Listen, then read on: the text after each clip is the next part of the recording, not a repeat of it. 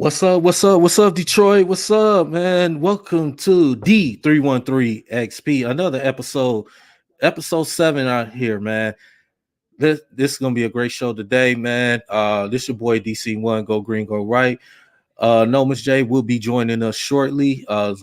So we got a great show coming today, man. I hope everybody had a wonderful day, enjoyed the weather.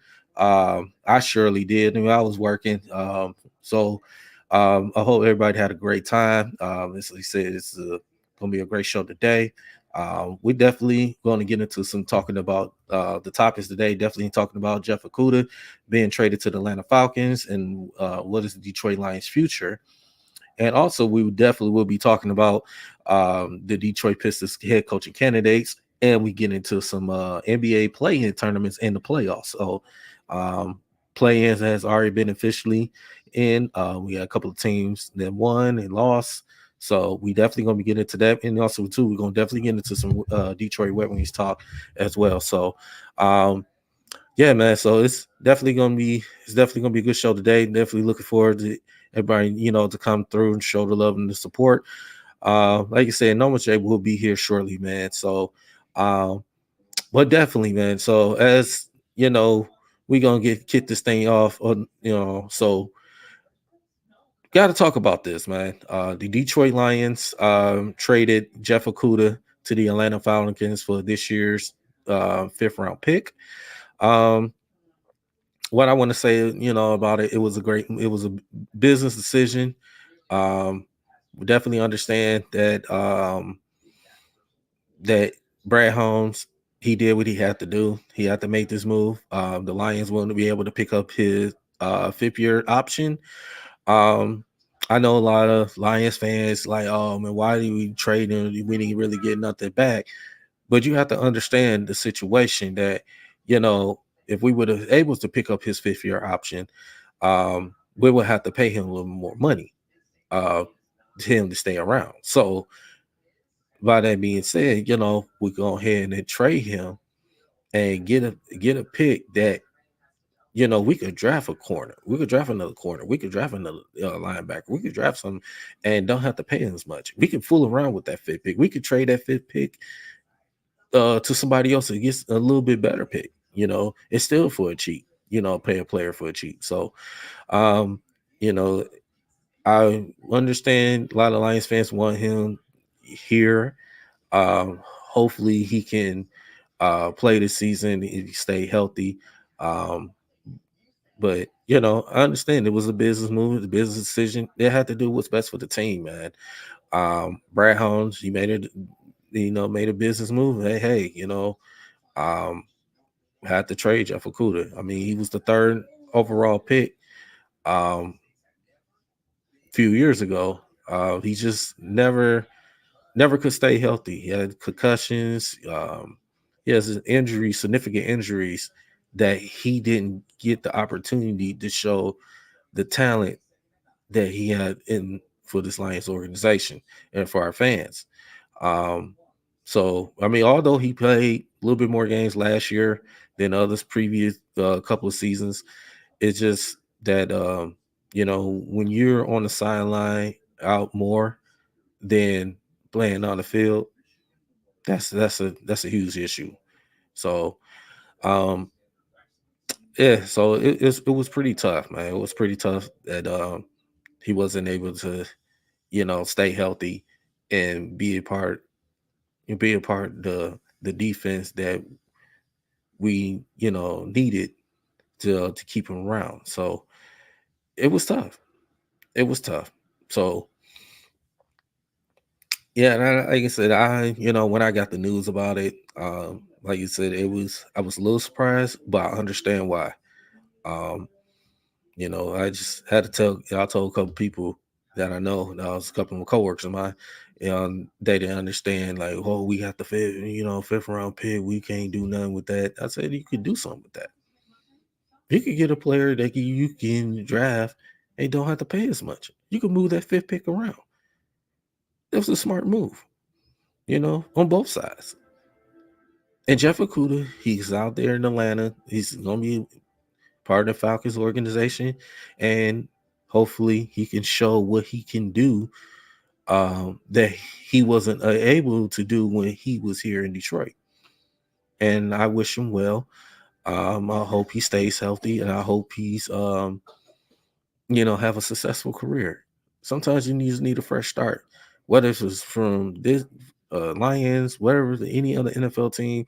Sometimes you need a fresh start, from a different organization, and that's what you have to understand.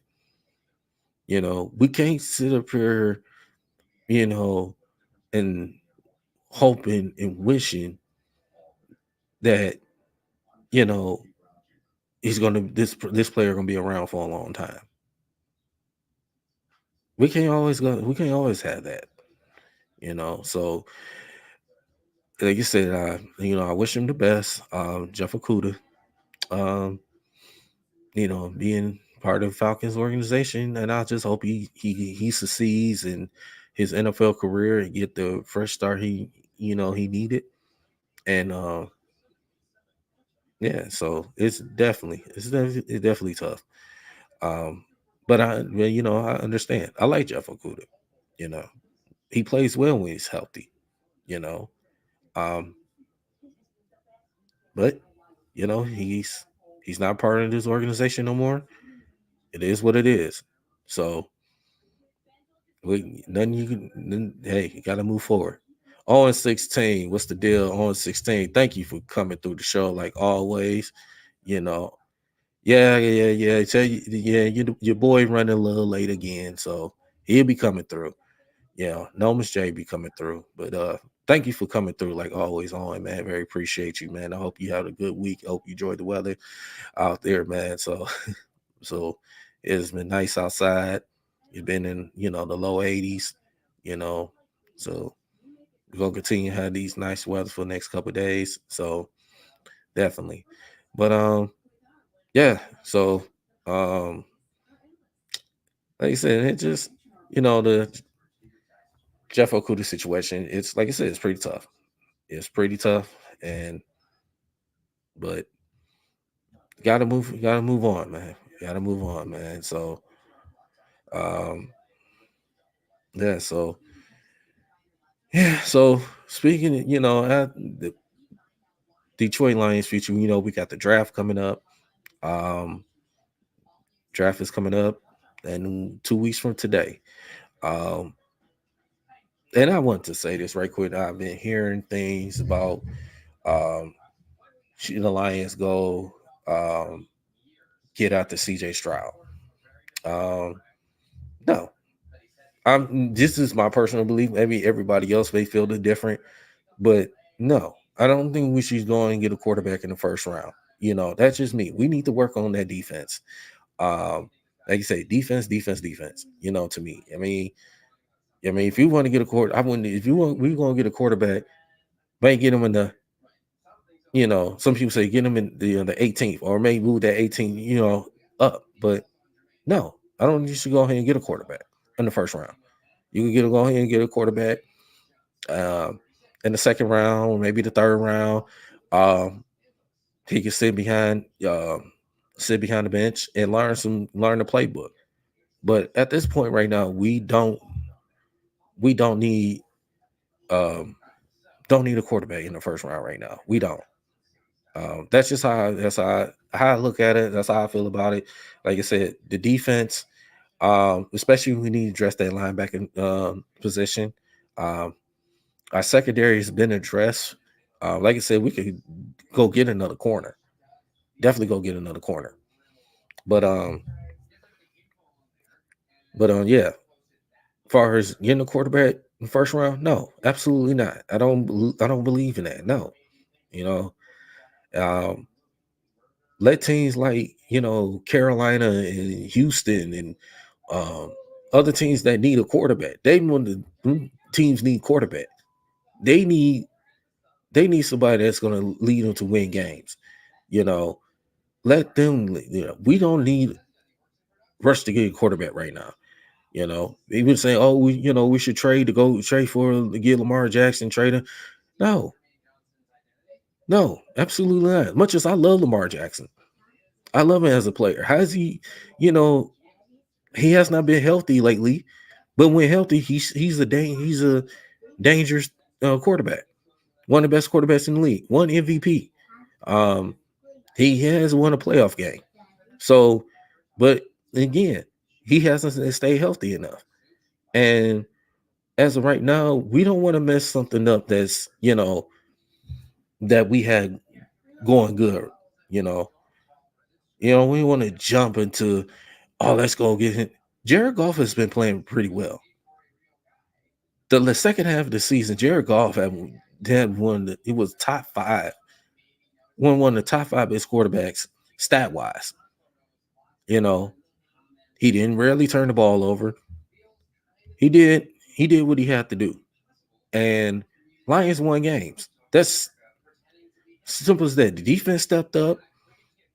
You know, the running game was pretty. The running game was good. The offensive line, one of the best offensive lines in the league last season.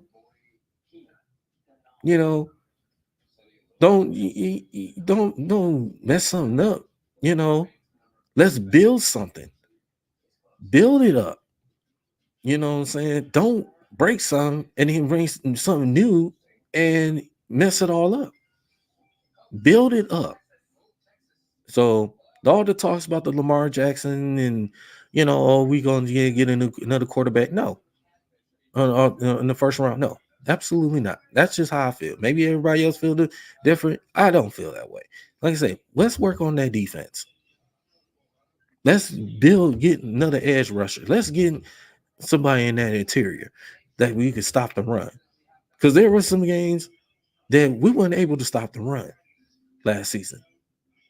Let's address that. Let's address that linebacker core, especially the inside linebacker. We already addressed the secondary. Let's go out there and finish addressing that defense. So we would be one of the top three, top five defenses in the NFL, healthy. As long as we stay healthy, it's on. We good.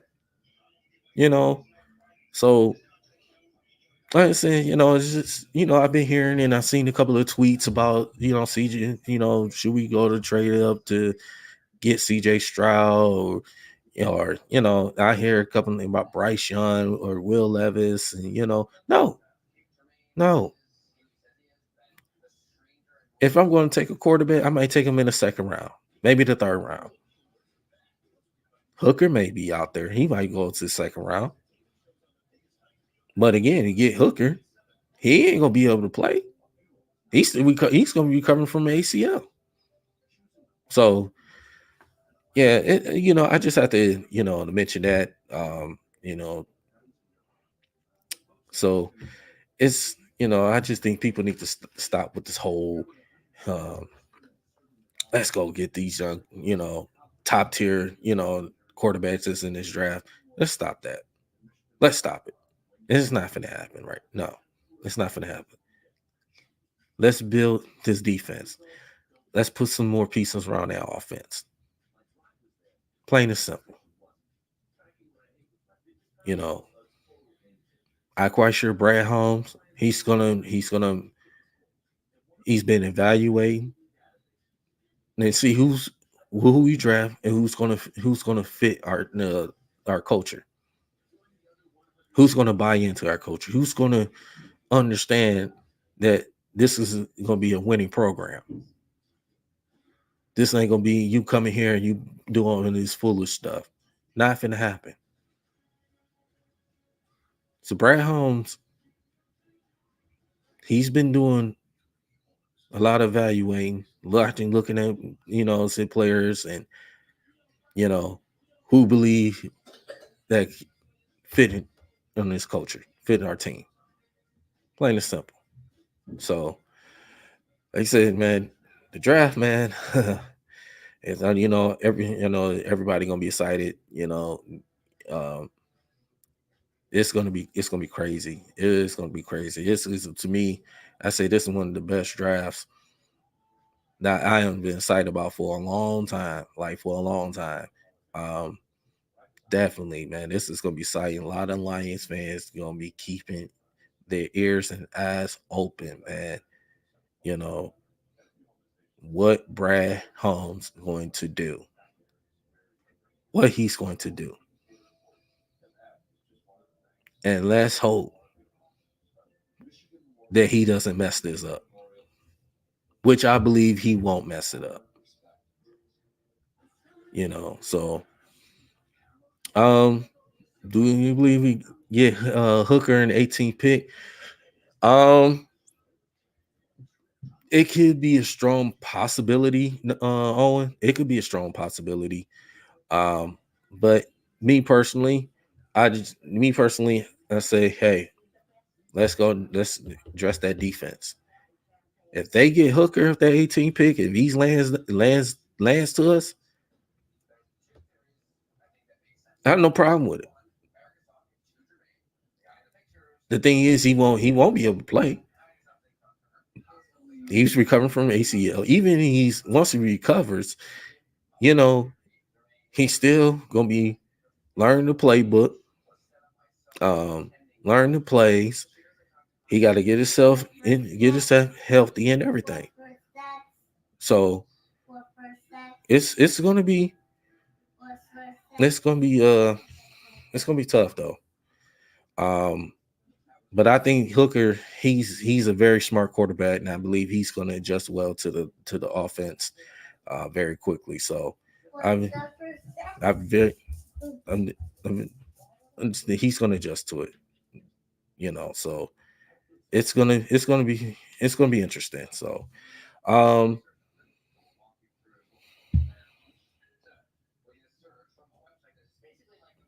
yeah, I definitely think second round. I definitely believe second round. So definitely second round. I don't think he's be the 18th pick, but if he lands down into the 18th pick and he falls to us, going, I wouldn't have no problem getting him.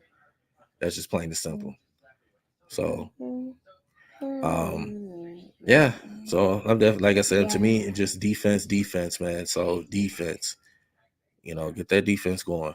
We need to make sure we be one of the top best defenses in the league. So, as you see, my little daughter's right here. So yeah. So sorry about everybody.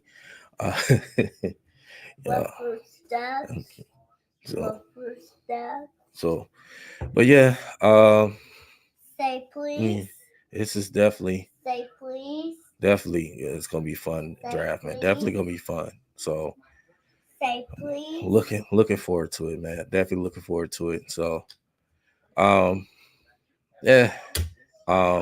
This free agency, man. Lions been doing so well. This free agency. Especially getting CJ Gardner Johnson, Cam Sutton and Mosley, re-signing, restructuring contracts. And this is, man, I'm excited, man. Definitely excited. So, but he said no was man time.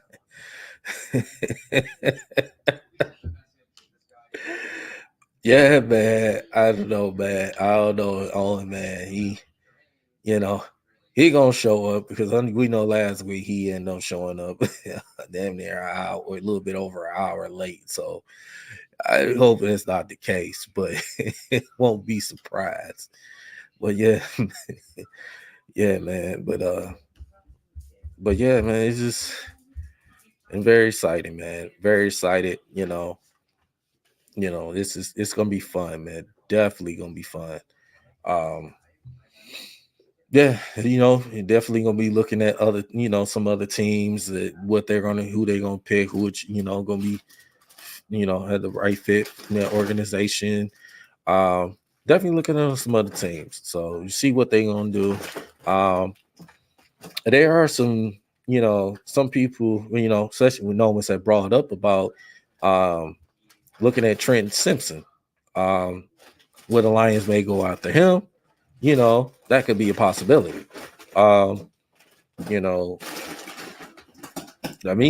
Joey Porter Jr. out there.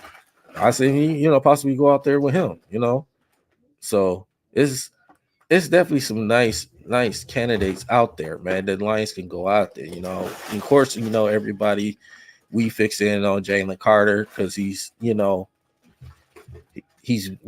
of the top prospects, top players that out there we could draft. So definitely, man, it's gonna be it's gonna be fun. It's gonna be a fun draft. I know it's gonna be a lot of surprises, and it's definitely it's gonna be a fun draft. Definitely gonna be a fun draft. 2 weeks from today, man. Can't believe it, man. Damn, it's already April 13th. Then we got 2 weeks, man, to the 27th, man. It's gonna be fun, man. So um yeah, so definitely it's gonna be exciting. So I want to move forward right quick. We definitely want to talk about the Detroit Pistons. For as the season had ended this past Sunday, um, Pistons definitely um, has some changes happening, as everybody is aware of.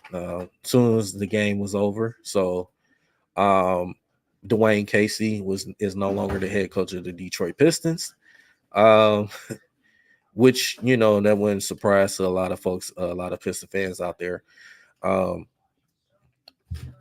so it was that time coming. So definitely, um, it was time for a change. And I've been saying this. We need a players coach. We definitely need a players coach. We need a young coach. We need a coach that's going to help develop these players. I think Dwayne Casey, like I said, we all know he's a nice man. He's excellent. He's excellent. Excellent guy to be around, like a father figure. Um, everything. But as far as coaching and with younger talent, it's just not for him. Especially the style the style the game is now compared to back in the early 2000s and the 90s and in the 80s. It's totally different now. You know, it's more offense to defense. So having Dwayne Casey, um, Dwayne Casey had. I know it didn't work out as best, but at least he's still part of the organization. He'd be definitely um, be in the front office, and don't have to worry about being coaching anymore. So, what up, Bree? The link is in the chat, man. So come on through, man. Just checking in the chat, man. The link is in there, man. Um, so head coaching candidates. Head coaching candidates. Everybody's saying about Doka. As the top candidate. Other candidates like Mark Jackson, Jerry Stackhouse, Charles Lee for the Milwaukee Bucks assistant, Sam Cassell, assistant and for the Philadelphia 76ers. So there are some coaching candidates out there. Me personally, I'm looking at definitely looking at um, Sam Cassell, definitely looking at him. So Mark Jackson, I think he deserves another chance. Definitely deserves another chance. So what he did for that Golden State organization, didn't get him over to the top, but he turned that Golden State team around, and led them to playoffs. And it just didn't come through. And the rest of the story with Steve Kerr took over. So yeah. But yeah, so definitely it's gonna be we're gonna be definitely be paying attention to these head coach candidates and these interviews. I know Troy Weaver is gonna do a wonderful. He's gonna do what's best for the he's gonna do what's best at picking the right candidate for this Pistons organization. Um, is really, really, really going to get interesting. So we're definitely going to be keeping our ears and eyes open on that. So it's me personally, I'd say go at Sam Cassell. But like I said, all these candidates I have no problem. They're all good candidates. You know, it's a couple of them they deserve. Two of them deserve. To be a head coach first time, especially like I said, Sam Cassell. Like I said, Mark Jackson deserve another opportunity to get a head coach job. Jerry Stackhouse, another person. So he deserves another. He deserves a head coaching job. And he does. He did definitely. He's definitely put Vanderbilt men's basketball team on the map. So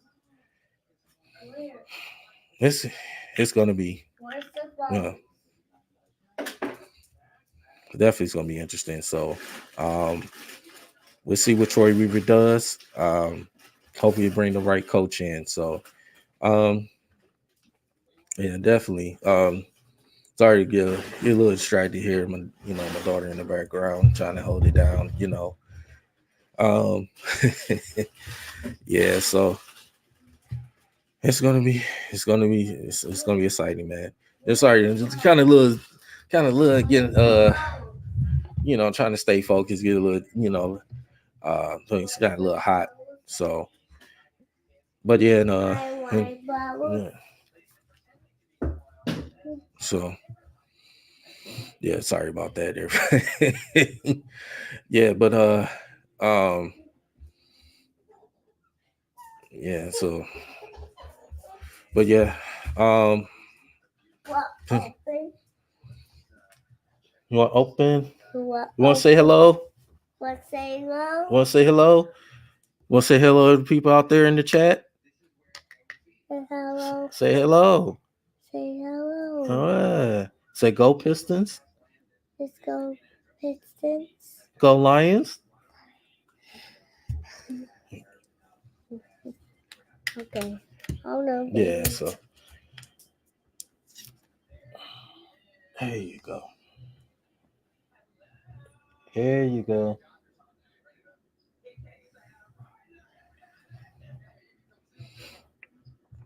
Yeah, sorry about that. my child, man, my child.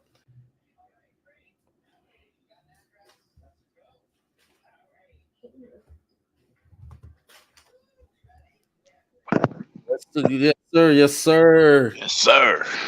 Right. The Breeze 313. What's going on, brother? What's going on? What's Nothing, man. Wayne, saying Nolan should be coming through soon. I don't know when, but it'll be coming through soon. So I'm trying to hold it down. For sure. But yeah, man. Sure. Definitely, definitely we're gonna backtrack a little bit because I started off with the Jeff Okudah situation. Mm-hmm. So as you know, that Jeff Okudah has been traded to the Atlanta Falcons for this year's 5th round pick. So, Bree, man, how you feel about it, man? I'm not gonna lie. I was upset about it because I felt like because of how much we invested in Okudah, and then he finally get healthy, and then they let him go.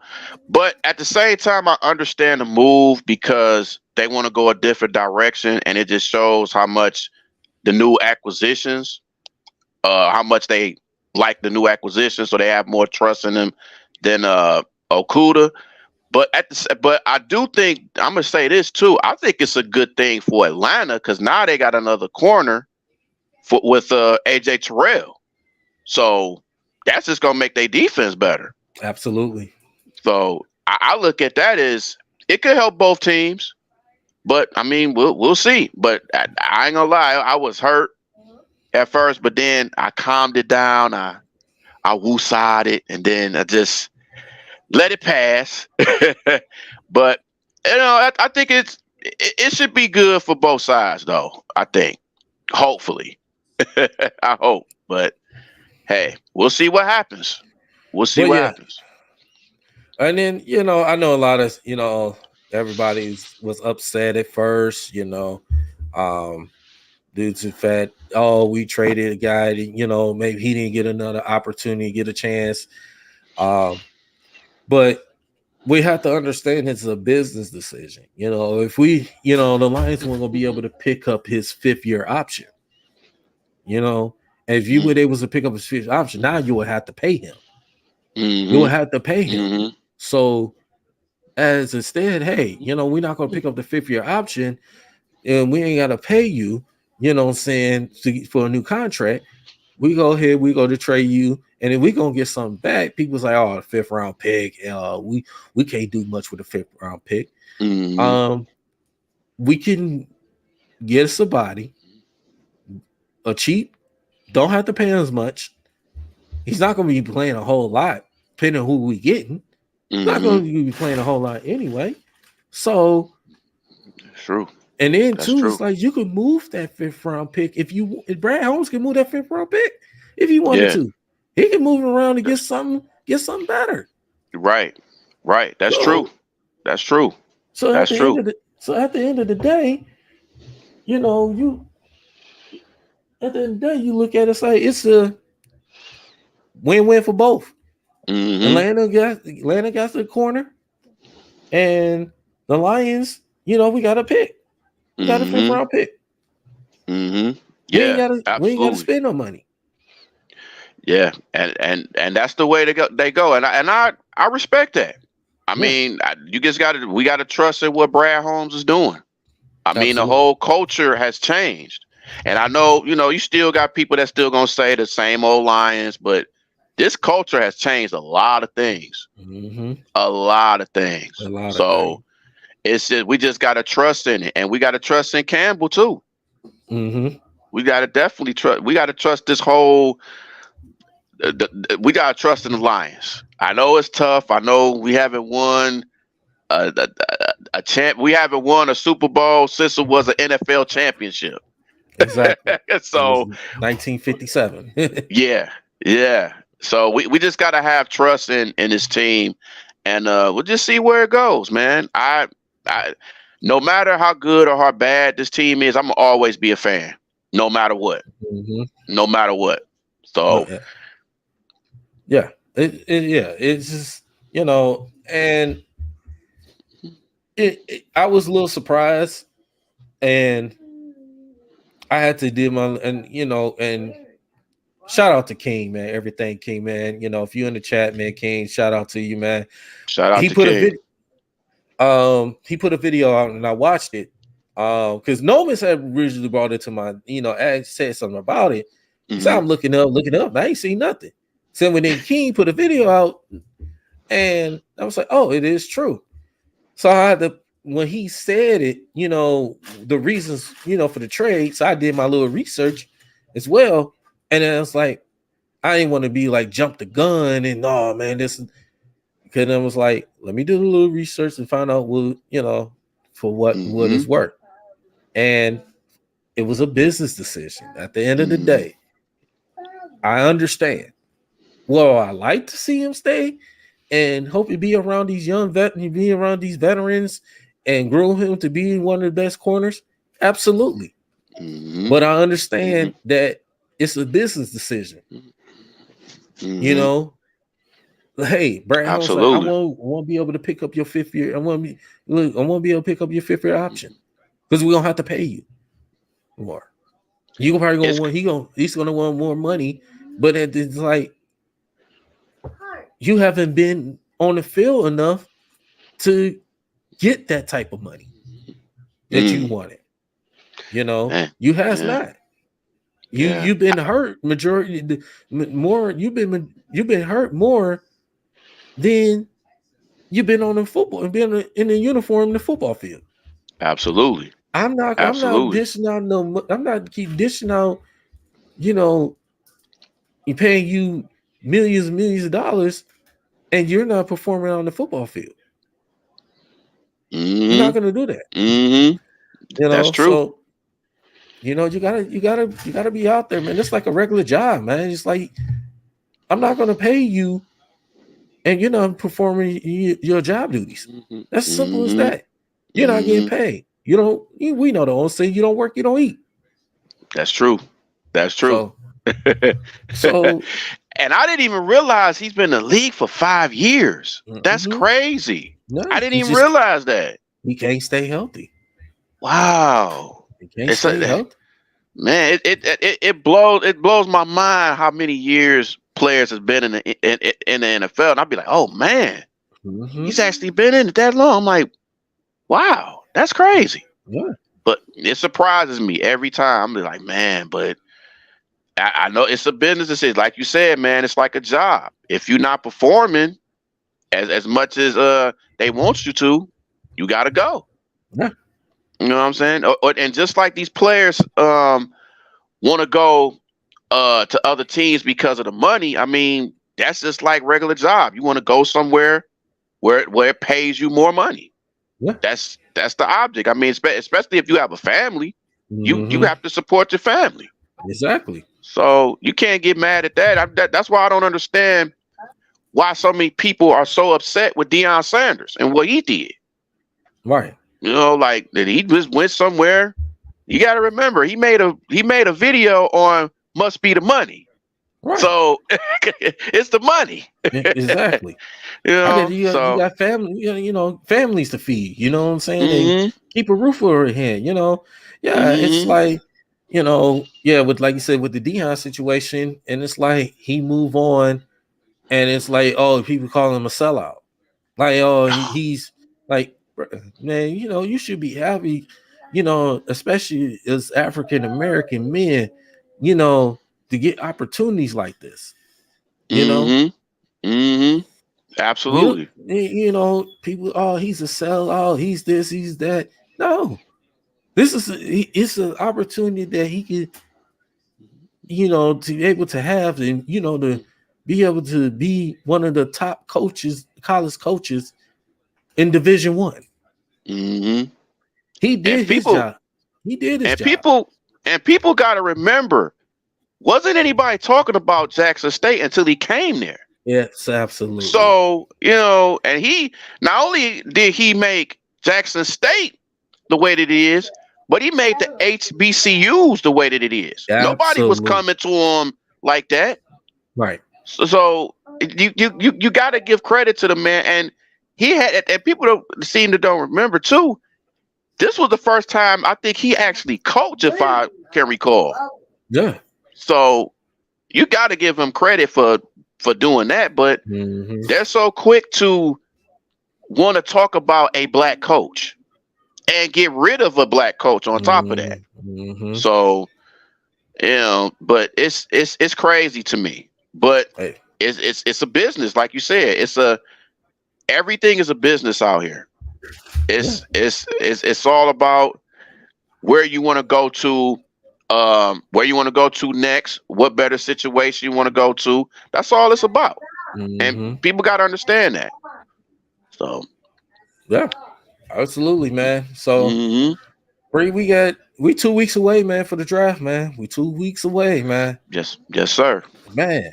So, like I was saying, I was talking about it earlier, not too long before you hopped in. Oh yeah, it's been I've been hearing, you know, seeing the tweets, you know, about should the Lions go after CJ Stroud, you know. So I hear possibly Bryce Young, Will Levis, these the quarterbacks. Should they get them in this, you know, the 6th pick? Should they do it?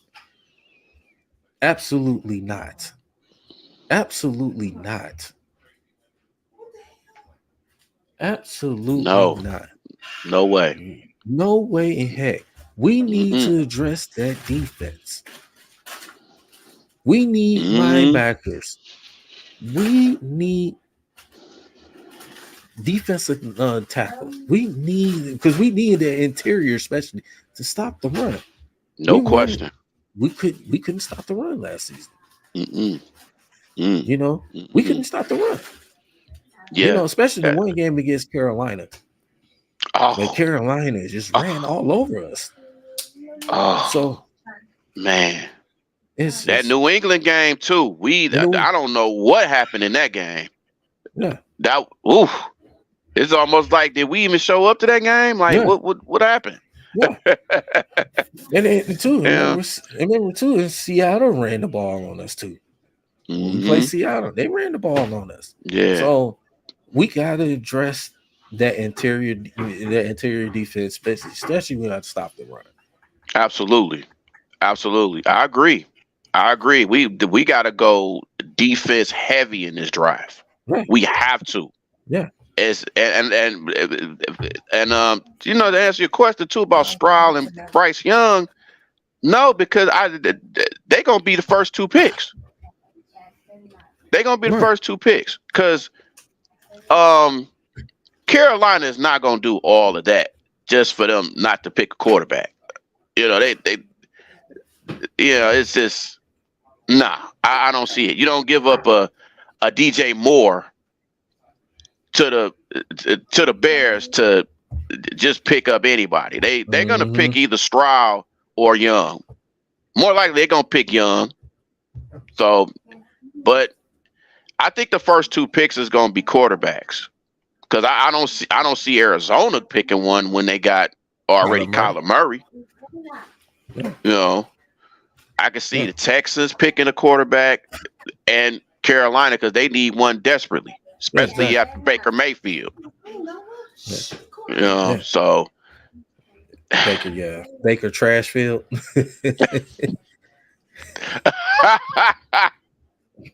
Man, I still don't understand how he became a number one pick. I don't understand it. Baker Trashfield. That guy. You know. Don't tell Skip Bayless that. Oh. Don't tell Skip Bayless that. Oh, come on, Skip. Right. Yeah, he could play so terrible. Skip Bayless said, "Oh, he's better than Josh Allen. He's better than Joe Burrow. He's this." Like, come on, Skip, stop. Nah. And who would have thought Josh Allen would have be the way that he is now? Like, nobody would have thought that. Like, I'm not surprised. I wasn't surprised. Just he had the potential. And then it was a growing process, you know, with him, and he just got better and better and better each year. You know, they just keep running to Kansas City. Yeah, they kept running to Kansas City. That's just plain and simple. Because otherwise, I think he would have been in the Super Bowl.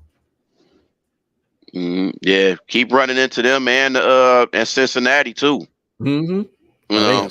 They got smacked. Oh man.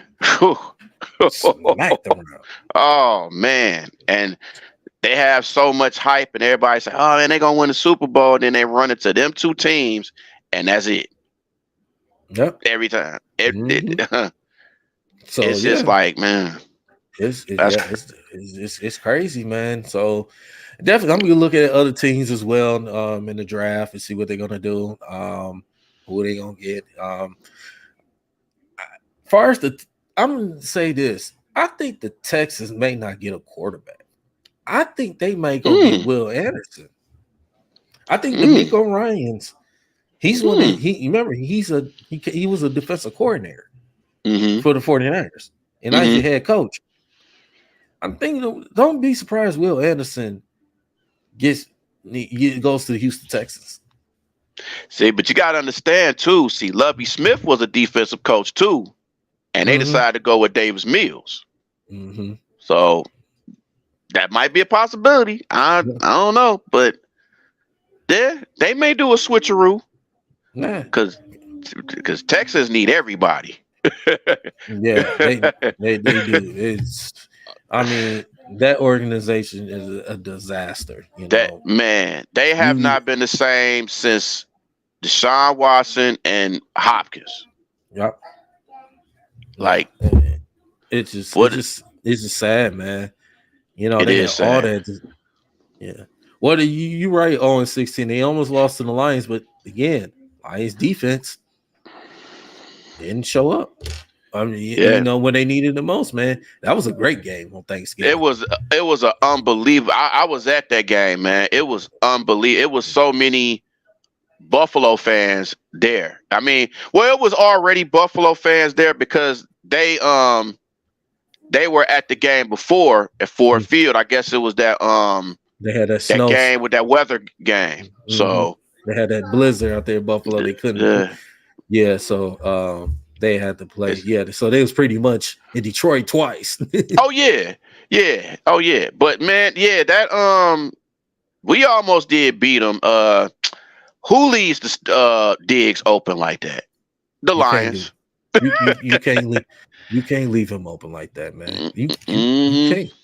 can't leave certain players like Stephon Diggs and AJ Browns and Mm. you know DeAndre Hopkins when healthy. Certain receivers you cannot just leave open. You asked for Justin Jefferson, you know, Oh. Oh. Jamar Chase, like you certain wide receivers you cannot. Cooper Cup, I give Cooper Cup, even though he played mostly the slot, but Mm-hmm. you can't leave guys open. You can't. Mm-hmm. Mm-hmm. And that's what the result it came down to, man. And this is one of the reasons why that we have to address the secondary in the free Oh agency. yes. That's the one of the reasons why. Because our secondary was giving up big plays. You know, Absolutely. they got a little better, I'm saying second half of the season. But again, it's that we need it's that area we needed to address. Mm-hmm. Plain and simple. Plain and And simple.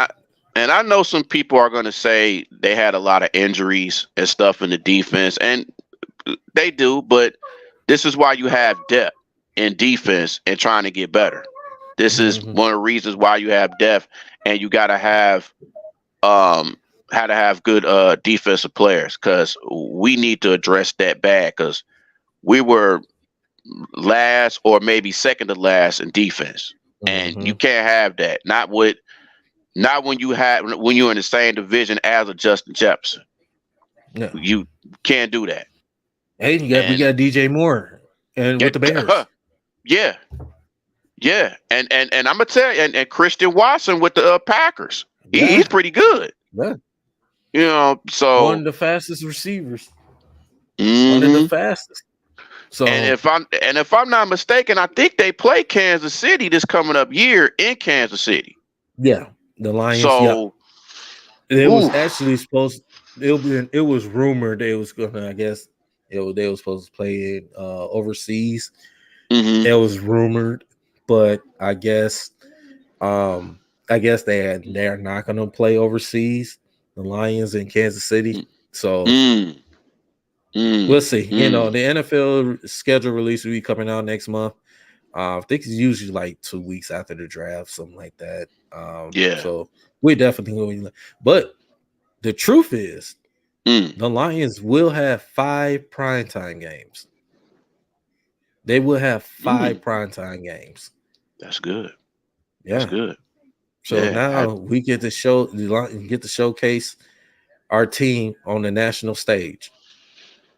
Hmm. So we showed it Okay. last game in the regular season, although we didn't make the playoffs, but we showed it. Winning the Lambeau, seeing Hmm. Aaron Rodgers packing. Hmm. So Hmm. I think they need to change that playoff system, man. I really do, because you can't bring a team that has a losing record just because they won a division. You have to go by records. Whoever had the best records, and I think that's what cost the Lions. Because you look at Tampa, I don't think Tampa had a good record last year, and they went to the playoffs just because they won a division. So they need to change that playoff system, but I don't know if they are. I don't think they they are. not. And you know what? I've been hearing this for a long time. Yeah, because remember Seattle made the playoffs and went 7-9 Mm-hmm. and won a playoff Mm-hmm. game. They Mm-hmm. played at home because they won the division. Um, Mm-hmm. it came down to and I get you want to go by just records. Um, you want to go by records and all that, and I get, but I mean, divisions is there for a reason. It's there for a It's reason. true. That's If true. you're 7-10, you win your division. I mean, at least granted, you're going to get a home playoff game, just at least one. You Mm-hmm. know, so Mm-hmm. it's kind of like you got to look at that. that aspect too. It's like, hey, I want to play off, want a division. Let me at least have a home playoff game. Right. And you have the Right. teams to even have better records, had a better record than the division opponent, but you didn't win your division. Mm-hmm. So you gotta Mm-hmm. we gotta look at that as like, you didn't win your division. Yeah, you may have a better record than the other team that had won their division, but you didn't win your division. So that's you're going on the road. It makes sense. That So makes sense. I had to look I at this. understand. Yeah, that's what I say when some I think the NBA, they changed something similar like that, because it used to be like top 2, 3, 4, something like that. Now you in your division. So Mm-hmm. Now let me ask you this. Um, what is your thoughts of the play in? and I You like to think it? play in. I like to play in. The reason why I like it now is it's been competitive. It's been competitive. And speaking of that, we gonna get into that. Matter of fact, we get into that now. Mm-hmm. The play in, it's it's been competitive. Teams is fighting and trying to get a playoff spot. I had no problem. I mean, it Mm-hmm. started off in the bubble. You know, was it Memphis and Portland? They had that one game play in to get in, and then it see they transitioned over, and you seeing teams competing, competing just to get in that playoff spot, get that 7 seed, get that 8 seed. You know what I'm Mm-hmm. saying? The 9 to 10, whoever wins, you get another opportunity to play to get that 8 seed. 7 seed, you win, you 7. You lose, you got another opportunity to get the 8. You know, so I like it because the competitiveness, and it's been fun. It's nothing like, oh, you like, for instance, sitting and watching boring NCAA tournament, a couple of teams just like, what the hell? Or you watching a Thursday, an NFL Thursday night game, you be like, why is these two teams on Thursday night? Why? It's been competitive. Mm-hmm. It's like Mm-hmm. last night, the Thunder, and then the Thunder won. They was more hungry than the Pelicans. People say, Mm-hmm. oh, they didn't have Zion. They didn't have. Hey, OKC didn't have Chet Holmgren. Come on now, Mm-hmm. they won. And I said this too. And I went to the Pistons game when they played the Thunder earlier in the beginning of the season. When I looked at that OKC team, man, I said to myself, I said, they are a young, dangerous team. Mm-hmm. I said, them. I Mm-hmm. mean, Josh Giddey, man, SGA, man, SGA, man, like, Yeah, he got superstar written all over him, man. man, that guy, It's he's just so. When it, you got those two guards together, how they play so well together, and just like, they're going to be better. They're mm-hmm. going to be. I'm telling you, that team, when they get Chet, and then when they make, it's going to be somebody that's going to, a free agent that's in the free agent market. I'm probably going to may want to go sign with OKC. I want to play with this team, you Mm-hmm. know, because they Mm-hmm. show grit. They play hard. You know, them guys. I'm telling you, they They, dangerous. they, yeah, They they, dangerous. they, and the most dangerous, they only just gonna get better. They a Mhm, young team that's gonna get better, and that's scary when you got a mhm. young team and they do this, and nobody expected them to be in this spot at all. Nobody. Nobody, Nobody. nobody expected, and it's just what they do, and how SGA and Giddy and Lou Dort and the Williams boys and what they doing is, bro, it's incredible. It's Hmm. incredible. The way they hustle and grind and grit, and they want to play for that coach because that coach is young. Yeah. You know that he doesn't get enough credit for what he's done. Hmm. No, I'm And you, surprised he hasn't gotten any. coach of the year considerations. Yeah, because like you said, nobody was expecting OKC to be where they are right now. Mm-hmm. Nobody was expecting that. Mm-hmm. To be in the play-in tournament and you win the play-in and then another opportunity to get a chance to get the HC. I mean, it's just, man. That team is dangerous, man. Yeah, It's and dangerous. for the most part, they basically had the same team they had last year. It's Mm-hmm. just that they added, a couple rookies and Chet. So imagine what they're gonna do next year when they fully healthy Mm-hmm. and with another draft pick. And So they got so many first-round draft picks. yes, So many man, first-round draft picks. But yeah, man. and that's when you know what it was the game the Pistons played OKC like a couple weeks ago. Mm-hmm. And I watched the post game. Greg Kelser, he made a point. He said the Pistons team, it's like they're almost like a mirror image of OKC. Mm-hmm. It's just that Mm-hmm. OKC has a little bit of more advantage because they already started, building from scratch before the Pistons did. So they had a little bit of head start. When he said that, it was like he is absolutely right. It's just that what the difference was we didn't have our best player K Cunningham. Mm-hmm. Mm-hmm. That was Absolutely. absolute. Yeah, and it's just, and we got to look at it. I mean, these young teams, like a Oklahoma City, it's that's something the Pistons have to look at. Like, yo, we want to be like this team. We got to be, we got to be competitive. We got to work hard like this team. And man, if they do that, but Oklahoma City, man, I am very impressed with them, man. I mean, a great team, good team. I can't say great, but it's a good team, and they only just gonna get better, man, with experience. And that's a team that um that was good with drafting. Mm-hmm. They've been known to have good draft picks Yeah, Sam over the Presti, man. years. Sam Mm-hmm. Presti, Troy Weaver, like you said, Troy Weaver was over. He was under Sam Presti. Mm-hmm. So, Mm-hmm. So that was the guy who was picking Westbrook and Durant and all these guys. James Harden's, Serge Mm-hmm. Yeah. Ibaka's.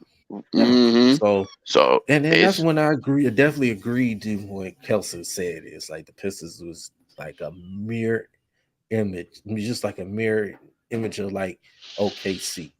Like you said, we didn't have K Cunningham. Just imagine we had K Cunningham. Would the Pistons been in the part of the play-in? Possibly. You know what I'm saying? But right. Absolutely. yeah, so it's just I think just OKC had a little bit of a head start when the Pistons did. Mm-hmm. That's Yeah. what. So it's like I said, the play-in is nice. I was a little disappointed in Toronto. I really thought Toronto was going to win against Chicago, but Chicago they wanted it more, especially in the fourth quarter. You can't miss 18 free throws. No. You can't miss 18 free. No. You're not going to win the game. But a lot of people were saying they missed all them free throws because of DeRozan's daughter with her yelling and stuff like that. But you still got to hit them free throws. You got to hit the free throws. It's come on, man.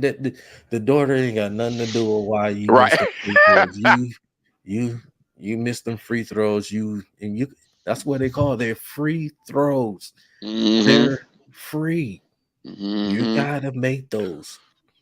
And this is championship level guys that's missing these free throws, like Van Vliet and Siakam and OG Anunoby and all these guys. They won championship, so they know how it is. Yeah, and give a credit to Chicago. Give a credit to Chicago. Zach LaVine. Oh man. He was on a tear, especially in the fourth quarter. Man, it's like him and DeRozan are just on another level. And Mm-hmm. DeRozan already had a chip on his shoulder anyway, going back to Toronto. So I know he felt a certain way, like, okay, this is the team that traded me. So Mm-hmm. I'ma just I got something to prove. And him and Pat Bev and all these guys, man, Mm-hmm. shout out to them, man. Yeah. They did their thing. Yeah. They gotta You know. run against Miami. And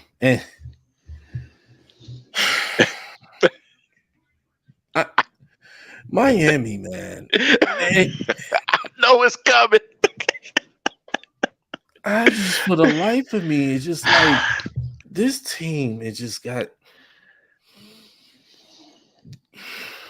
It's like Jimmy Butler, Bam Adebayo, Tyler Hero, Kyle Lowry. You got Kevin Love over there. Mm-hmm. I don't understand. I mean, for the life, why is Miami has been up and down all year? You've been offensively challenged. You got a good defense when you play good defense. Mm-hmm. It's just, for the life of me, it's just like every time I turn around and look, Miami wins a couple games. Oh, Miami could be a dangerous threat. But then turn around, they lose games. And it's like, we don't know what's going on with the Miami Heat. Mm-hmm. We don't know. Yeah, that's true. I just don't get it with that team. And being honest, before the season started, I picked Miami to get to the finals, to win the East. And they've been one of the disappointing teams in the league. They've been one of the big disappointments, man. Absolutely. I mean, Spoelstra is one of the top 15 best coaches in NBA history. And I was looking at a clip on First Take when he was talking about it.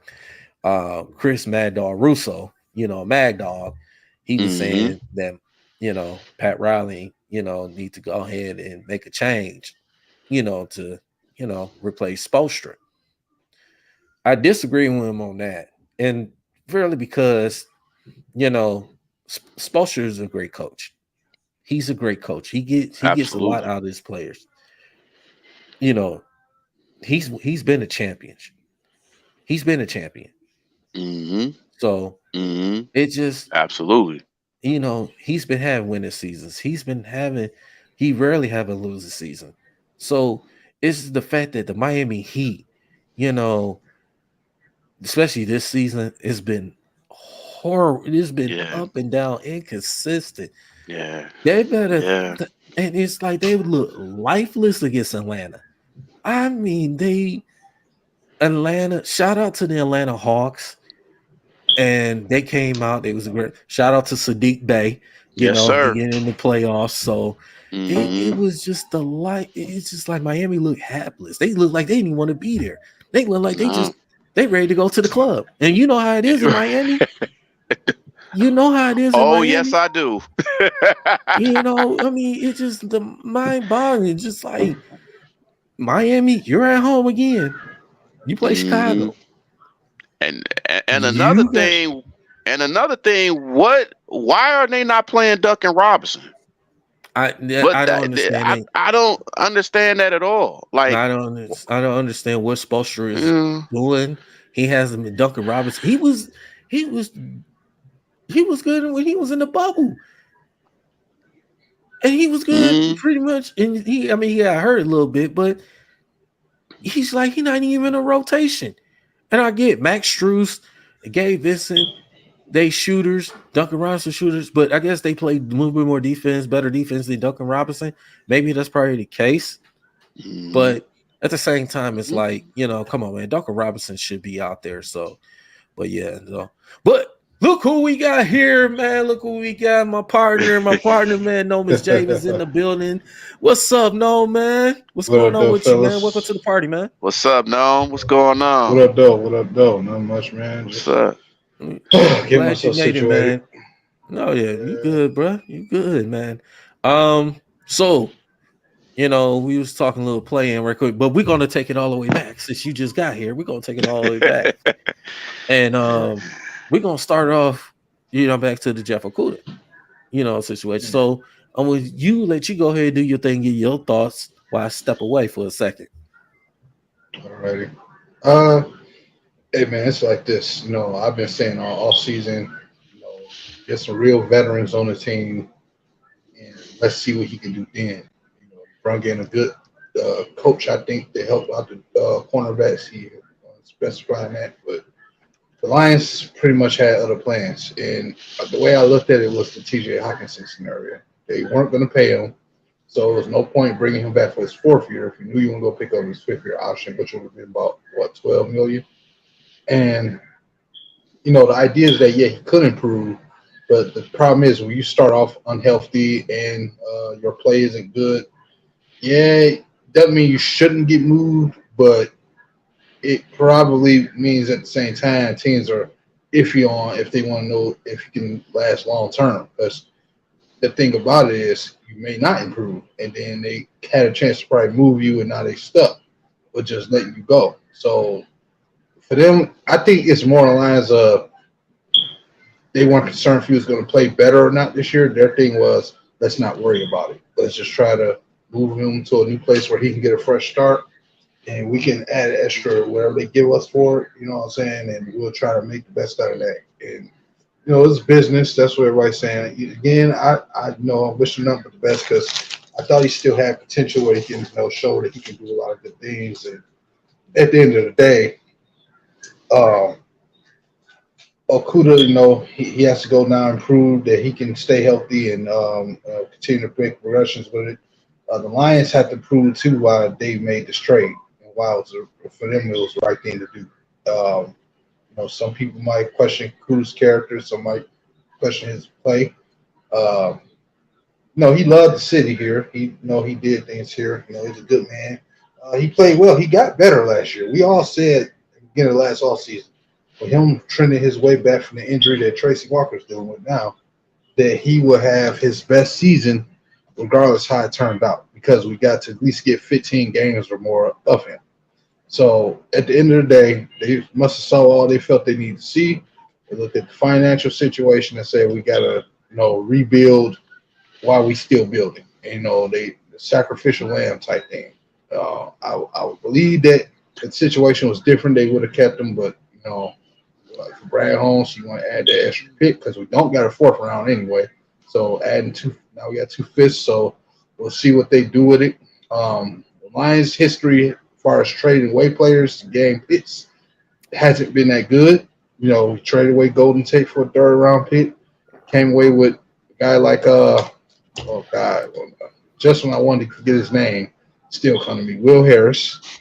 And then Quandre Diggs picks were basically gone the same offseason. One of them was still here, but he's injury prone at wide receiver.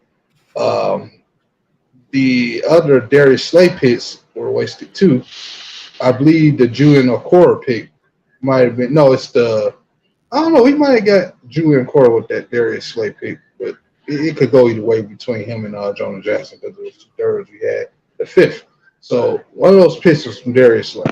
But either way, you didn't cash in consistently good enough with adding in picks. No matter how much draft capital you have, it's about what you do with the picks. And at the end of the day, the Lions have had plenty of draft capital in different rounds, and although we're doing okay now, it still seems like we can do better, and that's what we'll be looking forward to the next couple of weeks with Brad Holmes and his draft coming out. It's a 5th round pick. You know what I'm saying? Maybe it's a trade bait to move up. Maybe he stays and takes somebody. I think it's a trade piece to move up because how many people can you fit on one roster? So I think they're going to use that pick to move up, but it's just they have to make the pick worth it. It's not how much you have, is what you do with it. So it may look cute for a lot of Lions fans. They want him gone, but they have to do something with it. And I think that's just what it is. I'm willing to set the trade for what it is. I'm okay with it. Same way with TJ. It's just you have to show us why you did it. That's just the most about it. You got to show people why you did what you did. You say you're doing it for one reason and they don't show up. What the hell is the reason moving somebody? Just saying. Definitely agree with that, man.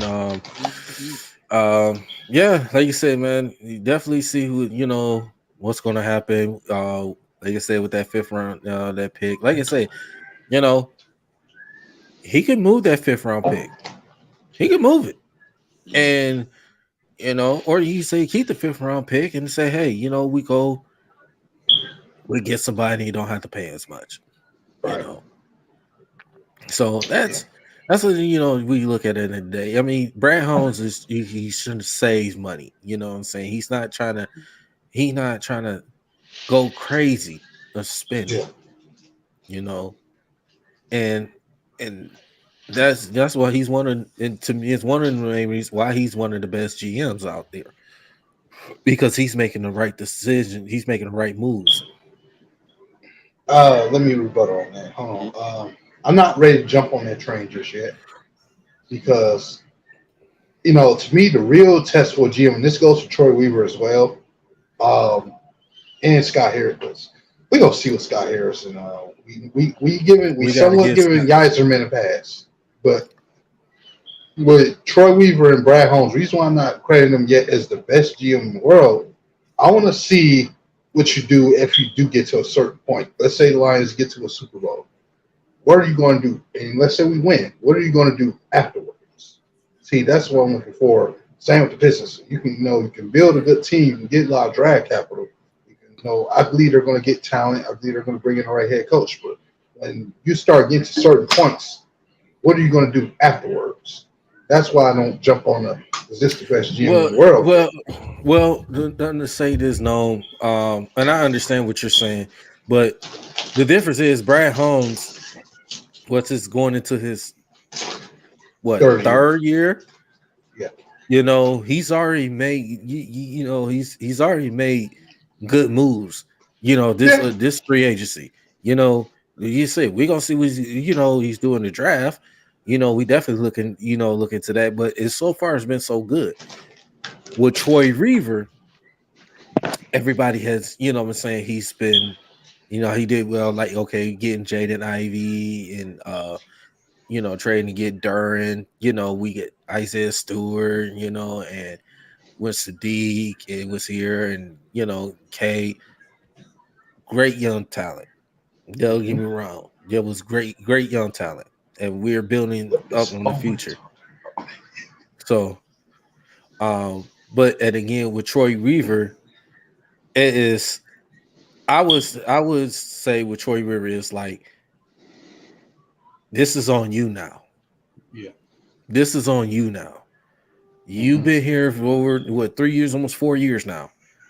You got the show now. This is you. We out there now. We can't. Dwayne Casey's not. He's in the front office now. Mm-hmm. We gotta look at you, Troy Weaver, not just the head coaching.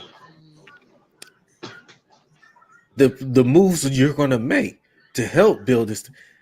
If we come out next season and look at the way how we look, then we're gonna look at Troy Rivers like, "What's up, man?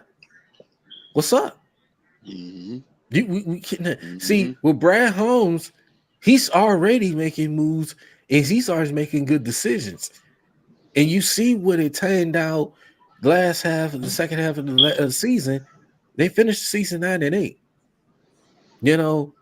And it's like they making the progress. It's taking a little time with the Pistons. That's the difference. Steve Eisman, what he's doing with the Wet Wings, he had to start it, from about the tore it up.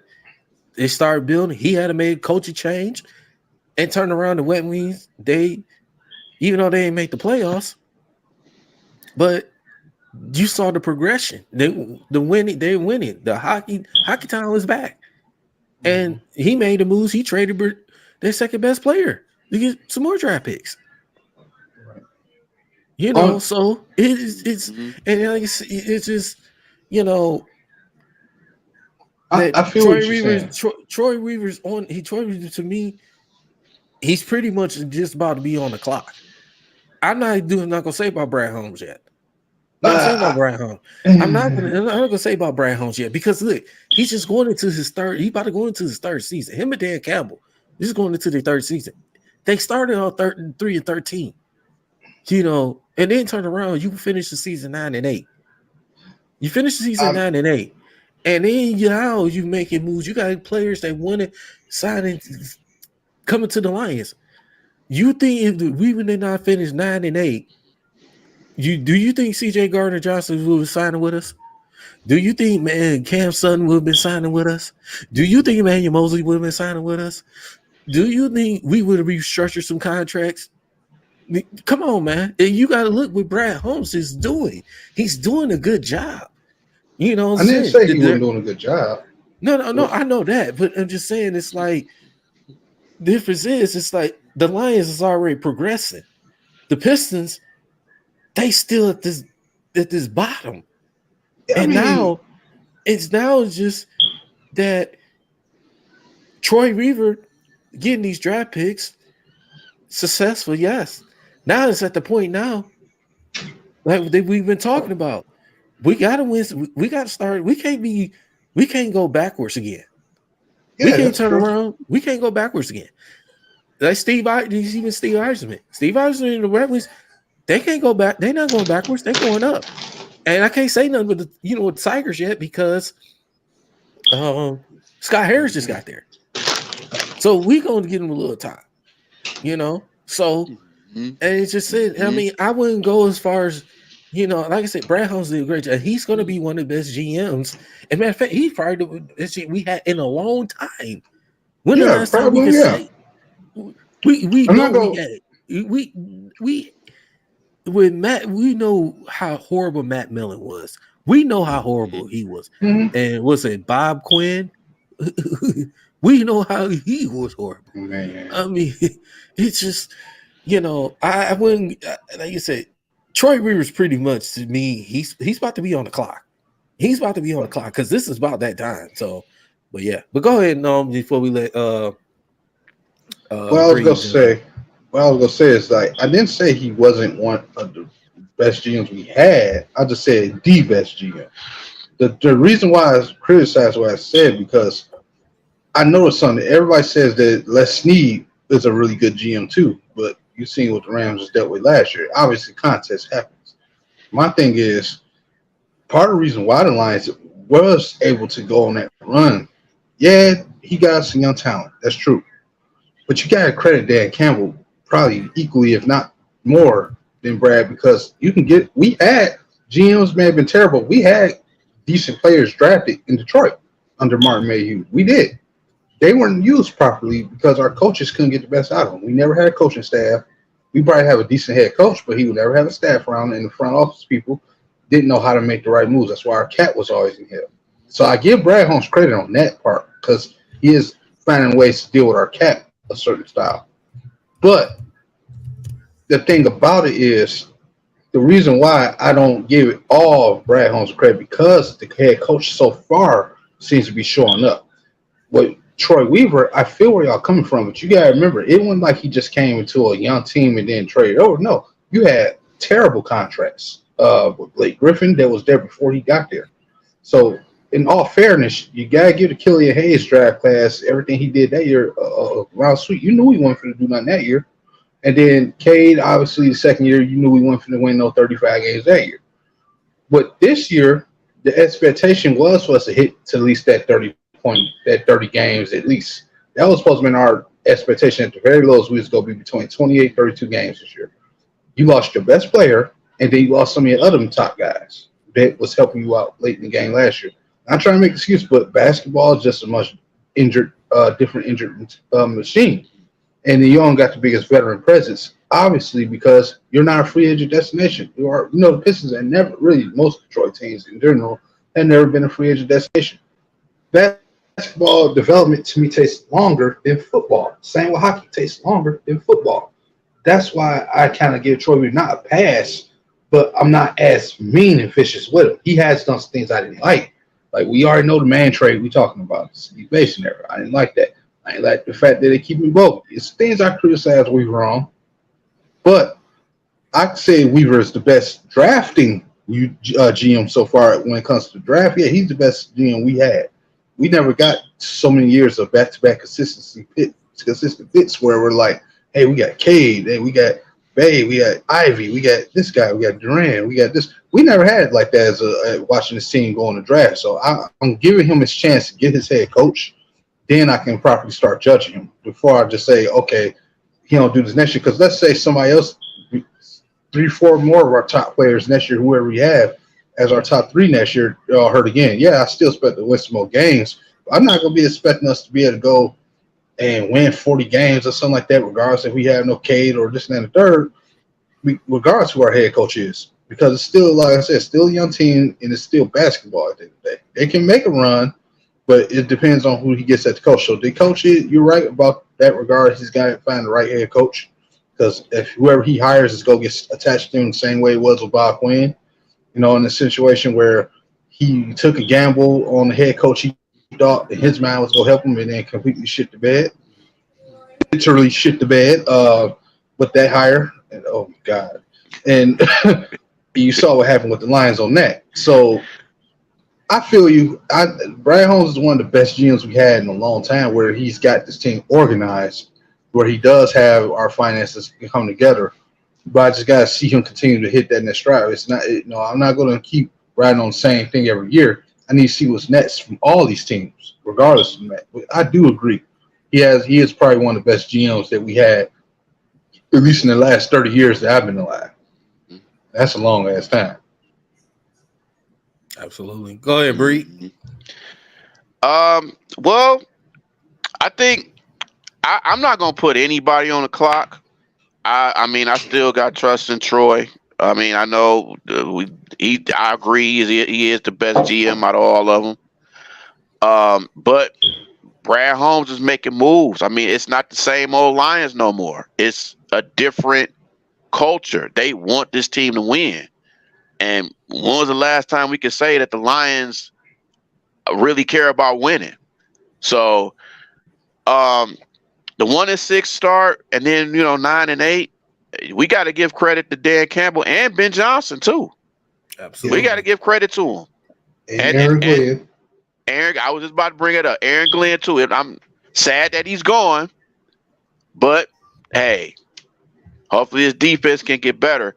But I just did this. Well, I'm not gonna say the Lions suck. Just give a shout out to Man Beast Morris. We'll give a shout out to Man Beast Morris, man. Shout out to him, man. You gotta get a shout out. You gotta get a shout out to Big A, one of the We Three Kings, man. And so give a shout out to him as well. Big A in the building, man. It was good, man. Yes, sir. Yes, sir.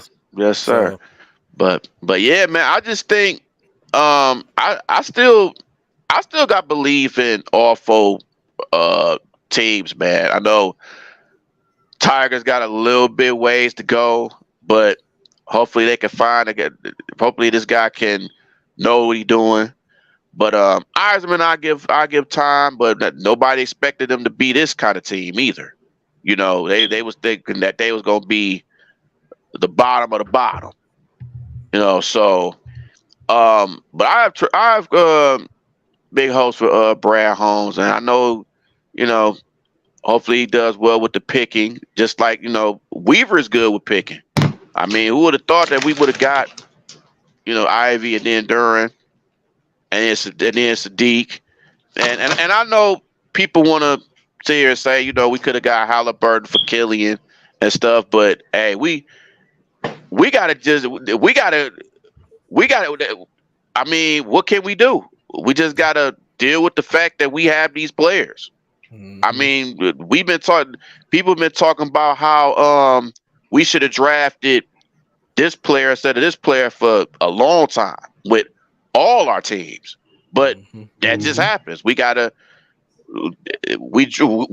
who we draft. Now we just gotta get them better or just get somebody else. So I understand what people are saying about that, but I wish we could have got Halliburton too, but wish we could have got Donovan Mitchell. I wish we could have got a slew of Devin Booker, Paul George. I wish we could have got them too, but who would have known that they would be the players that they are? But it depends on the right system. You have to be in the right system. So if you're not in the right system, hey, it's not going to work. I mean, Who would I mean with Tom Brady? I mean, he was in the right system. So Yep. and with a lot of players, like even with LeBron got to be in the right system. You know what I'm saying? Well, he need players too, but honestly, that's a different story. I gotta address this comment right quick, man. Yes, sir. Man, I gotta address this one, man. Man Beast, man. Come on, man. You know better than that, man. Man Beast, man. You can't put this out there, man. You cannot put this out there. Killian does not suck big time, man. Come on, man. You gotta look at it. Killian has been playing better each and every time, man. He steps on the court. He is playing good defense. He's been shooting the ball better. Not great. He's been pretty good.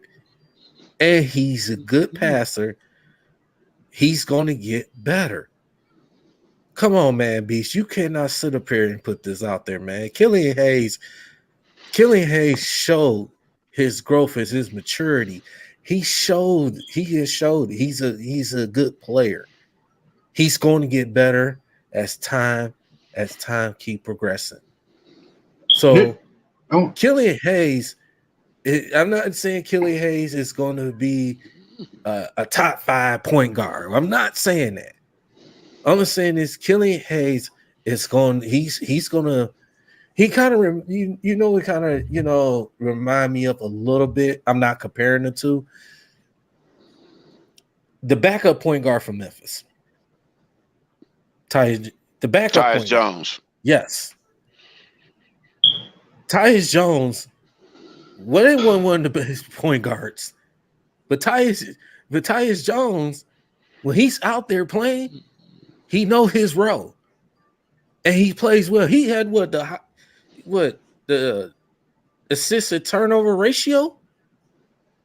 I mean, it's a backup point guard. Killian Hayes is good. He's only going to get better. I'm not saying he's going to be better than Tyus Jones right now, but he has that put so much potential. And his defense is better than Tyus Jones. I will say that. He's not a better shooter, but he's going to get better. And he plays his role very well. So and Killian is still young too. We got to understand he's still young.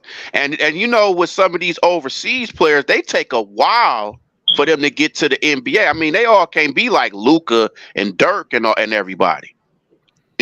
Some people take time.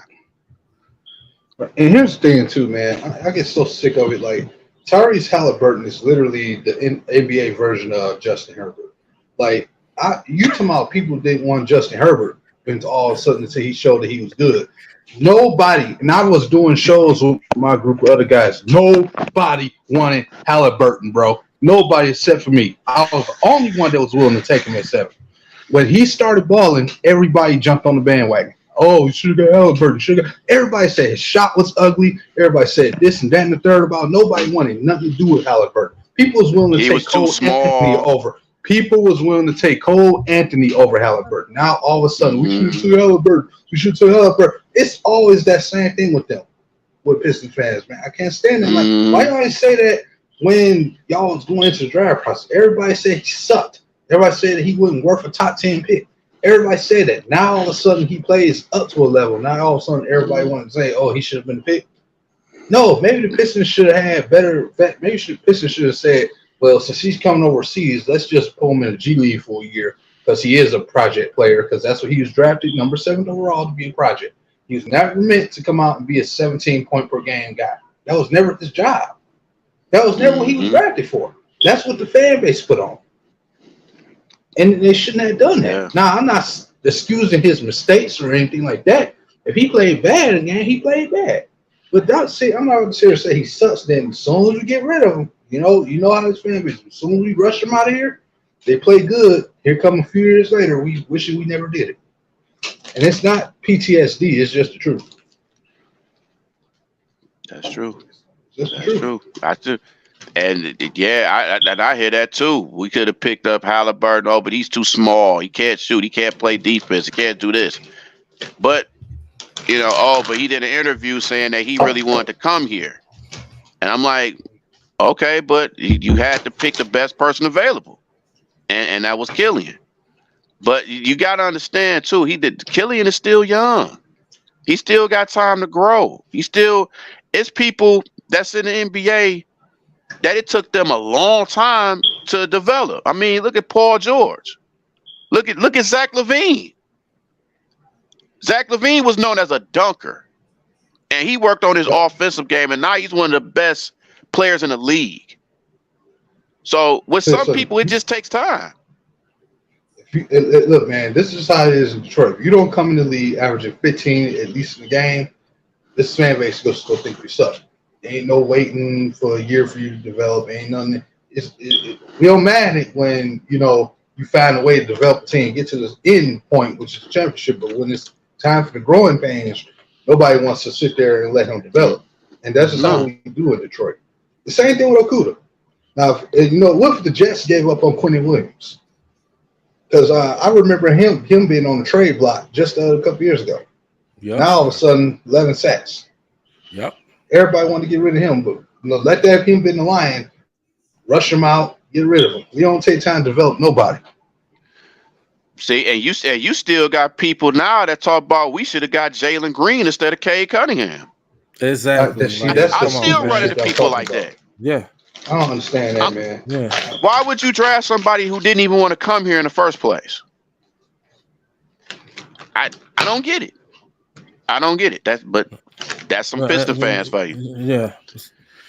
Speaking of Pistons, man, we're getting into the head coaching candidates. Of course, it's been out there. They made Doka was the top candidate for head coaching for the Pistons, head coaching job for the Pistons.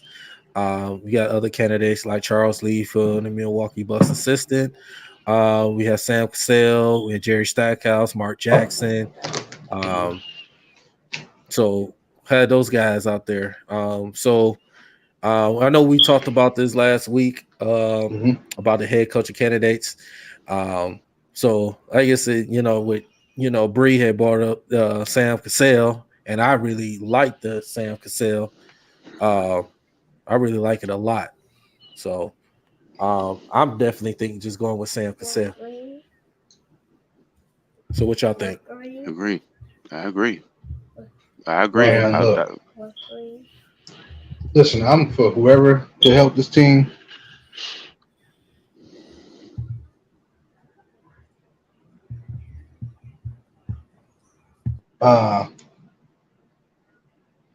Okay. I think for me, it's whoever the best option is. That Weaverfield, that is Sam Cassell, or if it's this guy. Now, Jerry Stackhouse already threw his name out of it because he's saying he like his situation in Vanderbilt.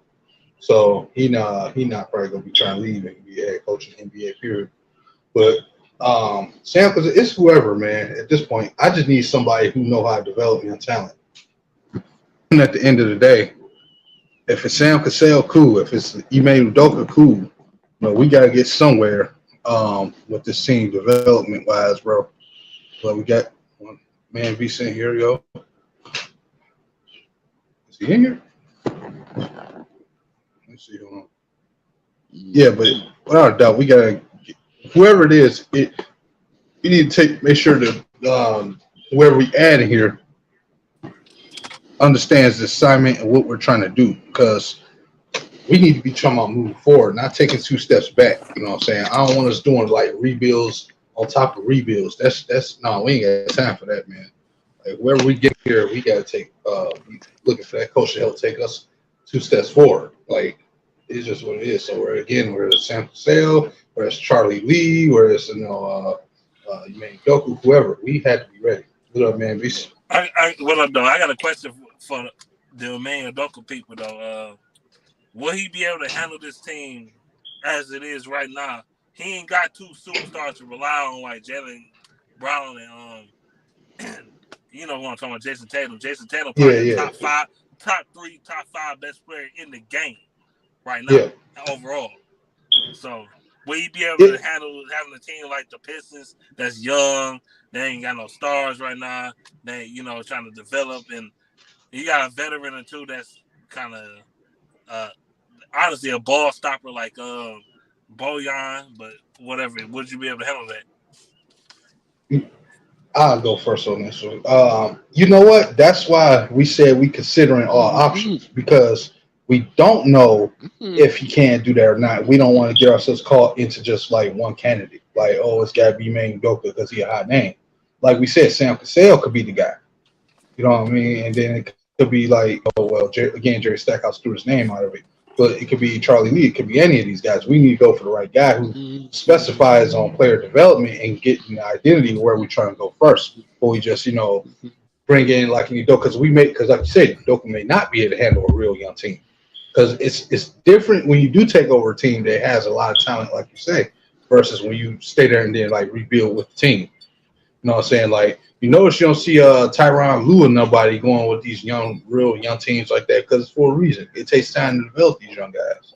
It takes time to get rid of them. So we need the best option. Now, is that Udoka? That remains to be seen. But whoever they go with, clock starts ticking. But I feel where you're coming from. That's a good question. You want to answer? Y'all want to answer that one? Well, what was the question? I had to step away for a second. Man, be so saying, do you think that Udoka should be the main option or as the head coach? Because like he handled a young roster just because he had a good season with the Celtics, who had a lot of top 5 caliber stars on their team. No, we not equipped with that. So do you think he's the right man for the job? So that's basically that's why I'm saying, like, because Jalen Green top 5 at his position, Jason Tatum top 3 at his position, if not the best at his position. Fucking they also got Al Horford, Marcus Smart, multi-time All-Star.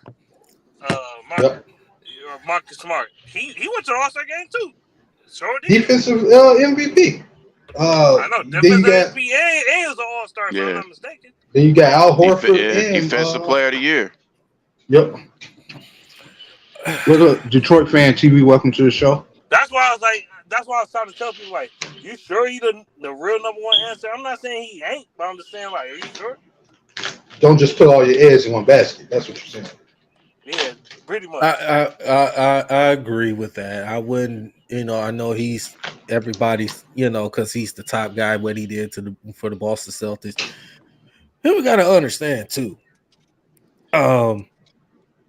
It was Brad Stevens helped that team. Mm-hmm. Remember Brad Stevens? Yeah, they didn't get to the finals. They get to the conference finals, but a couple of times. The one year when they played Cleveland with LeBron's last year. I mean, and then the other time they was in the bubble. Mm-hmm. I mean, I'm not saying Udoka he did a great job. He led them to the finals, but Brad Stevens inherited that team. Let's be real. I'm just keeping it honest. Brad Stevens did that. Yeah, he went on to his role, and then that's almost like with Mark Jackson, what he did with Golden State. It just Steve Kerr just put over him. Say like, let's go back in the day. Rick Carlisle, Larry Brown, same shit. Rick Carlisle. Yep. Let's go. What's the other one for the Miami Heat? Let's go. Pat Riley, fucking Eric Spoelstra.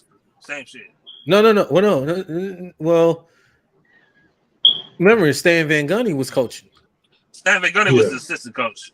But he was a head coach, and then he ended up getting fired. And Pat Riley stepped back as a head coach, and that's when they won in 06.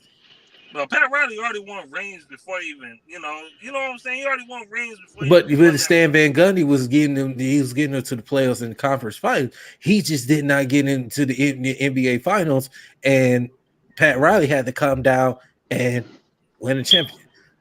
Win that championship in 06 when Dwayne Wade was finals MVP. Here's another one. Y'all remember this. Remember with the Tampa Bay Buccaneers, Tony Dungy. He heard that team and then turned around. Look what happened. Chucky. They ended up winning the Super Bowl. Chucky. Yeah. He like a molester, but I get it. Yeah. But he really do. I ain't playing. yeah. But getting back to the coaching candidates. Like I said, I know he's a top name, but I'm like I said, I'm going all in. I'm going Sam Cassell. And like I said, with Sam Cassell, the reason why, because one reason he's been under Doc Rivers for a long time. He's learned a lot from Doc Rivers. Not only that, too, he's been a point guard in this league. Exactly. He played defense. He was a good facilitator on in offense. Push the ball, two-time NBA as a player. He was great with Houston. He was great with the times he played with Milwaukee when he was with Ray Allen and Timberwolves. The Timberwolves. You know what I'm saying? He knows how to play the point guard position, and bringing him in as a head coach for the Pistons, he can help Killian Hayes. He can help Cade Cunningham. He at some point with Jaden Ivey, because Jaden Ivey is pushing the ball at times, and help them to be better facilitators, play defense. They're gonna buy in. And at least Sam Cassell, he's defensive minded too. Been under Doc Rivers for a long time. So he's long time. Say like Jada gets on, put your hands up. Sam, I know I can sell. Hey, but look, this is another thing too that why I would like Sam Cassell is because what's the best friend for a point guard? A big. And I feel like he will actually know how to get the bigs to be more helpful on defense and have them in their right assignments too. Because that's a huge deal when a point guard don't have bigs setting up screens. That's just me personally. Yeah. Sam Cassell would be. I would love to have Sam Cassell. And if say we don't get him, I would love to have Mark Jackson get another opportunity to be a head coach. Mark Jackson should have been a head coach for another team long time ago. After his stint with Golden State. My bad. Sorry to interrupt you. I don't think he want to be I don't know if you want to be a head coach again because the way he be talking, it's like I want to stay as a commentator, even though he was already a commentator for the longest time. Like I don't know if you want to be a head coach again. Like it's just the way he be talking. Like if you ever heard him on ESPN. I think in the right opportunity, he would probably, like I say, it was he been had. I don't think he had not that many offers since the Golden State. You know what I'm saying? I don't think he had that many offers, but I think his time he deserved to get another offer for head coaching job. You know what I'm saying? So and he's another one. Has been around the game for a long time. Played one of the best point guards in that era back then. So he showed Mark Jackson. Oh yeah, Mark Jackson. Yeah. Mark Jackson. His days with Indiana and New York. He played the point guard position pretty well. So he's gonna what he did with that Golden State. Got him in the playoff. They just could not get over the hump. And by the way, whoever we hire a head coach, can we please get a former OFO Pistons as assistant, please? Somebody like Tayshaun or you know what? I always wonder why Tayshaun never became a coach. Like he always had the skill set in the fundamental. Because he wanted to go the front end. He wanted to be to be somewhere in a GM. Yep. Yeah, that's what he wanted to be. He wanted to be a GM. Let him be a GM then. Fuck it. I would say at least let him be our assistant or our head personal scout or something, or head director of personal scout or something, so that way he could have front hand on who fits here. You know what I'm saying? You know what I'm saying? I would at least say do that. Let him get that, so that way he can. I'd rather help be in front office than Dwayne Casey old behind. In a weird way, I feel you. I gotta say this too, and I've had some people mention this. I don't want Steve Nash to coach here. I've had people say, "Well, why don't we get Steve Nash?" No, I don't want Steve You know Nash what? here. I'm No. glad you brought that up, Bree, because Yes. I saw that on the Twitter. And I forgot to bring that up to you too. But I saw that on Twitter. Somebody was mentioning about Steve Nash.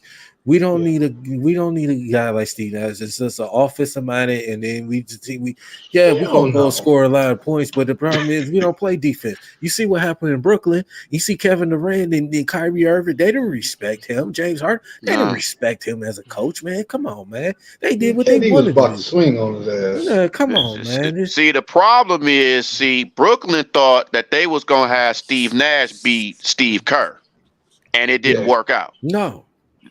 It didn't work out at all. And people got to remember, Steve Kerr came from a formula of defense. Exactly. Mm-hmm. Right. That motherfucker he was with the Spurs all the years. He was with the Bulls all the years. Yeah. So Steve Nash, no man. Chauncey Billups is a good one too, but he with Portland. Steve Nash couldn't stop me if I was on the court. I'll cook his ass. Shit, he got no defense. Hey, I would like somebody like a Kitty Atkinson or a Billups or a Frank. I don't know about Frank Vogel. I wouldn't mind Frank Vogel, and the only reason I wouldn't mind him out completely. Like he had to deal with LeBron and his politicking and all this nonsense. Yeah, that dude's the Hulk Hogan of the NBA. Yeah, and Frank Vogel was a good coach in Indiana too. He was. Frank Vogel is. They had a good defense, even though they did have a lot of veteran talent like LeBron and AD in them. But he did have a good defense on the team. It's just that, and they won. Like Manby said, they won a bubble-licious championship. But I mean, like Manby said, James Amania. He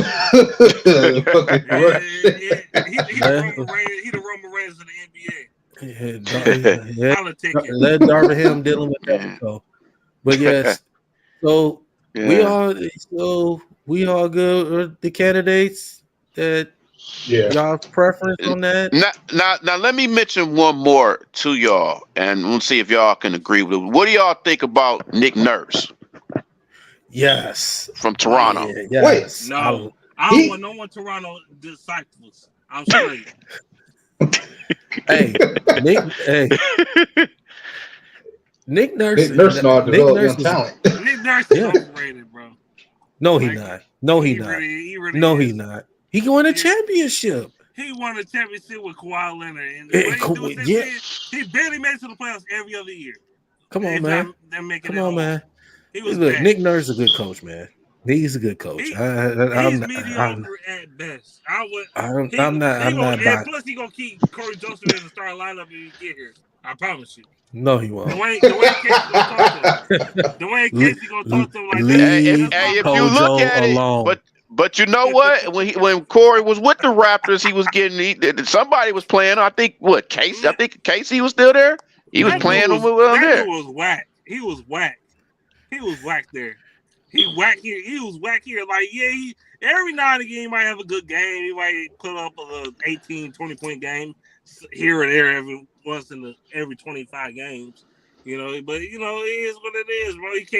He can't pass. This dude, he's a turnover machine for a guy that better get the ball. I still got that terrible image of Marcus Smart. Looked like he punched him and knocked him out a few months ago. I said, "What the fuck is that?" He like a smaller version of Jameer Nelson. He like a chicken nugget out there, bro. French Montana gotta go. He out here looking like Kirby off of the cartoon. Like, I'm done with him, bro. I was so done with that. I was so done with him. It's not even funny. Man. Hey man, you ain't gotta worry about Kojo anymore, man. Leave Kojo alone, man. Leave Kojo alone. I cannot. I'm sorry, man. I just cannot. I can't. Sorry, man. I can't. I ain't gonna lie. Man. I think I like Will Harris on the Lions more than I do Kojo on the Pistons. That's debatable. That's debatable. You ain't lying. That's debatable. You know what? Yeah, you're right, man, Beast. That is debatable. It's debatable. That should be a real video. Hey, you know, hey, no, man. Hey, no. I may have to get Carl Collins to do a video on that, man. I might have to get Carl Collins and Downtown Deuce to do that video. Oh my God, man! You trying to stress the men out like that? They ain't gonna want to talk to us no more, man. What the hell you doing? you try to lose friends? But that's what Harris is, and that is what Harris is. If I had to go to Miami, I'd pick him over Corey Joseph because for the fact is he did cause a couple fumbles that was costly to other teams that help us win. I will at least give him that credit. Corey Joseph ain't done nothing. Nothing. Man, I still remember week 2 watching Will Harris get an interception. My whole soul came out my body, bro. I was, oh my God. He cost the fumble in the Giants game. He made him cough it up. Remember that? Remember the Steelers game 2 years ago? Oh, that was funny. Oh yeah. That was like his best game. That was a tie. That was a tie. Yep. That's why I was a tie. That's why. If he didn't get that fumble, we lose that game, bro. Facts. He forced it right in and got it. That's real. That's real talk, man. That's true. That's real. That's true, man. Hey, man. We gotta talk about that since Gnome and Man Beast joined in, man. We gotta talk some NBA play-in, man, and some playoffs. We gotta talk about it, man. As you know, Tuesday that the Atlanta Hawks beat the Miami Heat and the Los Angeles Fakers beat Los Angeles Fakers barely won against the Minnesota Baby Wolves. So I'm gonna start off. I'm gonna start off with the Minnesota Baby Wolves. Boy, I tell you, the dumbest team in the league, boy. Oh, man, the Los Angeles Fakers, boy. Bree, I'm gonna start with you, man. No, matter of fact, I'm gonna start with Man Beast Morris, man. What you think of these play-ins so far, man? It's gonna be funny, man. I just want to see the Lakers lose, man, so I can get this joy of laughter after they lose. I can't stand the Lakers, man. I hate them. I don't like the Timberwolves either because Rudy Gobert ruined the franchise of the T-Wolves. I'm sorry, he's terrible. Then you got in the Eastern Conference.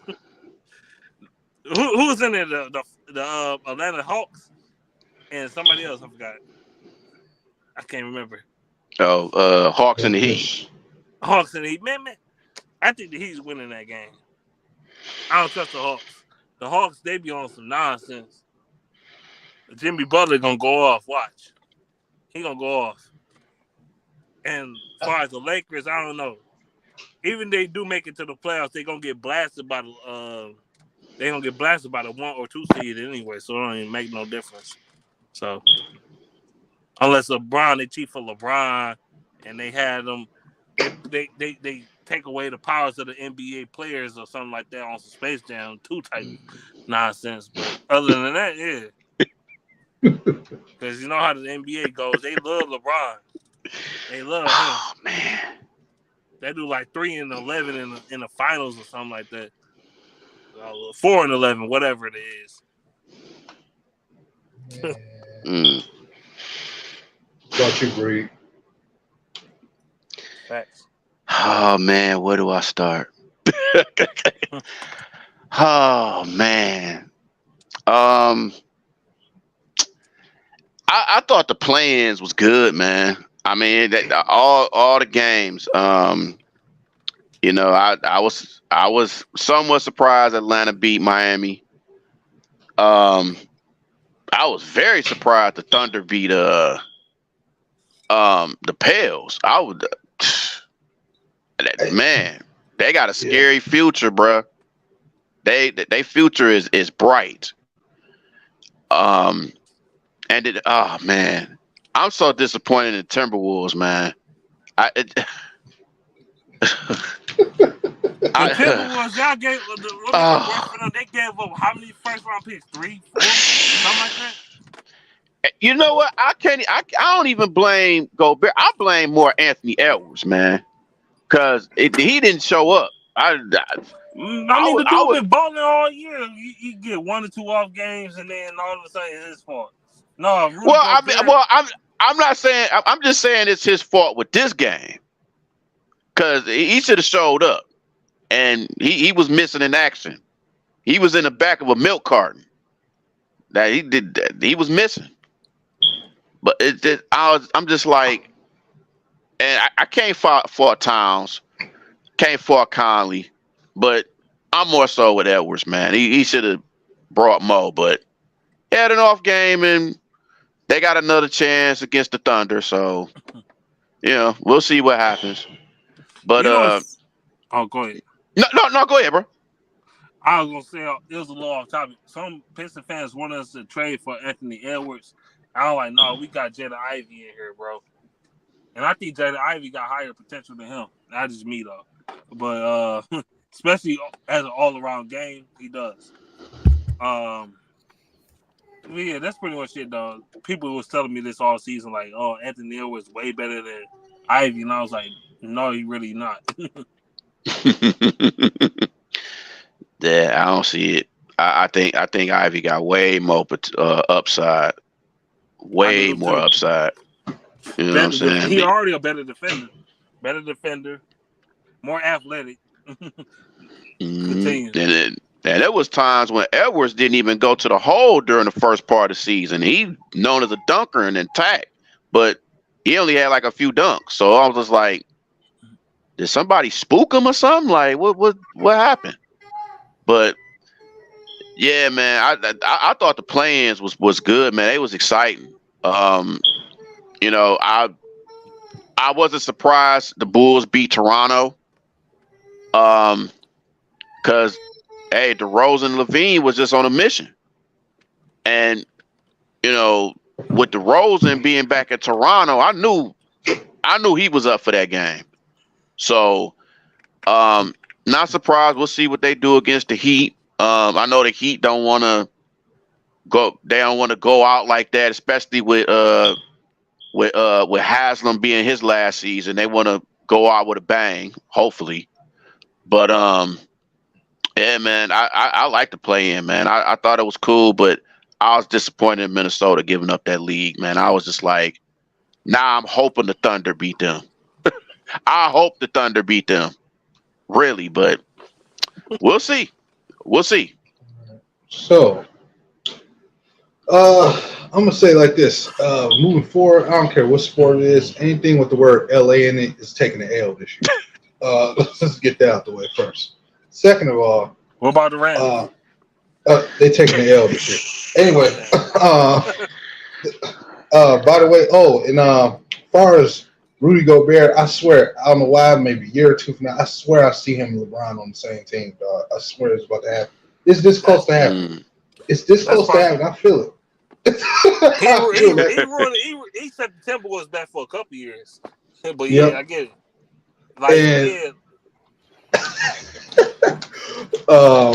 Man, that OKC and freaking Pelicans stay healthy, man. Who knows how that game could have went? Because I'm telling you, man, with a healthy, Pelicans roster, they can beat, bro. That I know is this with both them teams. If health don't play a part of it, it's some scary shit gonna happen in the West. Because them two teams there, man. Me and Daryl had a hard time. I think me and him then spent 10 minutes trying to figure out who's gonna win that game alone. And we both went ahead and went with OKC.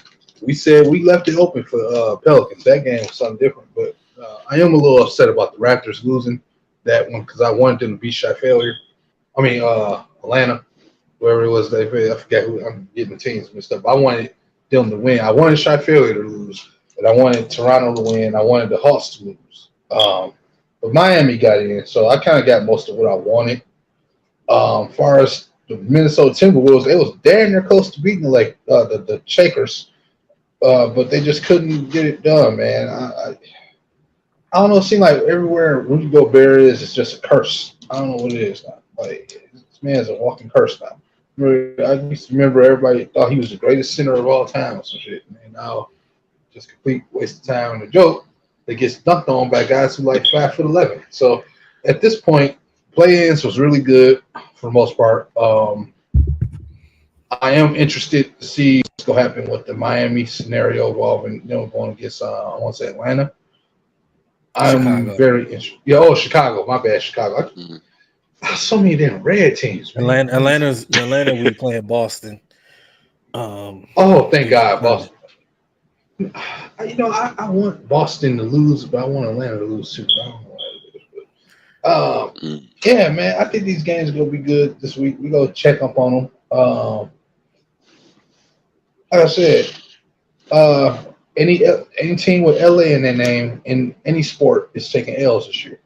I don't care who they are. So okay. So I'm gonna jump in. And I was talking to Breed about this earlier. okay. Miami Heat. Oh my goodness. This team. I mean, they looked lifeless against Atlanta. Give credit to Atlanta. Atlanta didn't even shoot the ball well. But when you lose in points in the paint and rebounding, you're not going to win the game. That's just plain and simple. True. Clint Capella had 4 points in that game, but he had 21 rebounds. And out of those 21, 8 of them was offensive rebounds. That's rebounding, and points in the paint and limiting your turnovers. You're going to win the game. You're going to win the game. Yep. That's plain and simple, And Miami looked lifeless out there. They got another opportunity to get in the playoffs because they looked lifeless out there, and they've been offensively challenged all year. They can't score the basketball, and Duncan Robinson, why he's been on the bench for so long all year long. It's just lifeless with me. Miami.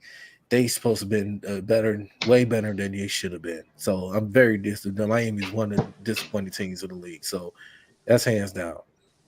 I'll say that. Again, like I said, give Atlanta credit.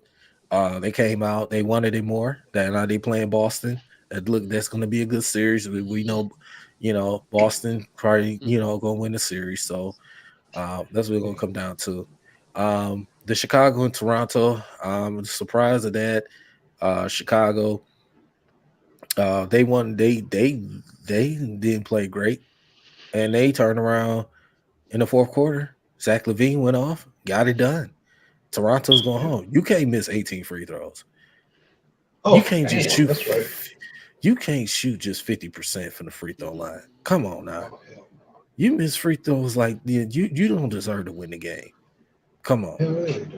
No, you mean for Fred VanVleet, Siakam, and Anunoby, your main key, your core guys miss free throws. Come on, man. That's unacceptable. You at home, Toronto. You supposed to be a better team, but you didn't get it done. So yeah, Toronto, you home for the season. So the Thunder. Like I said, when me and Noah was going back and forth, but I said the Thunder. I've been saying the Thunder is a young, dangerous team. They had beat quality teams this year. And I'm gonna tell you this now. They beat Minnesota. Denver better be ready. Oh yeah. Denver's better be ready because OKC, they may not have an answer for Jokic. But they can stop everybody else. They can. I'm telling you, OKC. Let me say this: OKC is still a game in Denver. If it's game 1, game 2, I'm telling you, Denver's going to be in for a long, long series. OKC is not playing. They ain't gonna be playing with house money. I'm telling you, OKC is on the rise. Nobody was expecting them to be in this play-in. getting into the playoffs. Nobody. I'm telling you. And they Mhm. doing this without Chet. Just imagine Chet Holmgren was there. How would OKC look? So Yeah. gotta give him credit. Gotta give him credit. To the coach and the coaching staff. Those young players, they play their hearts out, man. They Oh do. They damn. play their hearts out every time they step on the court. So OKC. And I'm gonna get the Los Angeles Fakers. I can stand. Hold on. Man, Beast, you still in here? Nah, man, Just try. Yeah, he said kick out twice. yeah, he went back out and he lost again. Yeah, just try to come back in if you hear us. Yeah, he probably had to come back in. But yet, the Fakers and the Baby Wolves, the Baby Wolves. How this is how I know Minnesota is the dumbest team in the league. And Kenny Smith broke this down. I was watching the clips on Inside the NBA. I mean, Karl Anthony Towns, you had Schroeder on you, and you had times Austin Reeves. You should be getting your big ass down in that paint, demanding the ball. Instead, you want to go by the 3-point line, not calling for the ball. And then Minnesota's not running sets for him. That's why when the Lakers was back in that game was horrible. The Lakers played horrible. The Baby Wolves had a 15-point lead at some point. And the Lakers came all the way back. And the Lakers almost lost the game.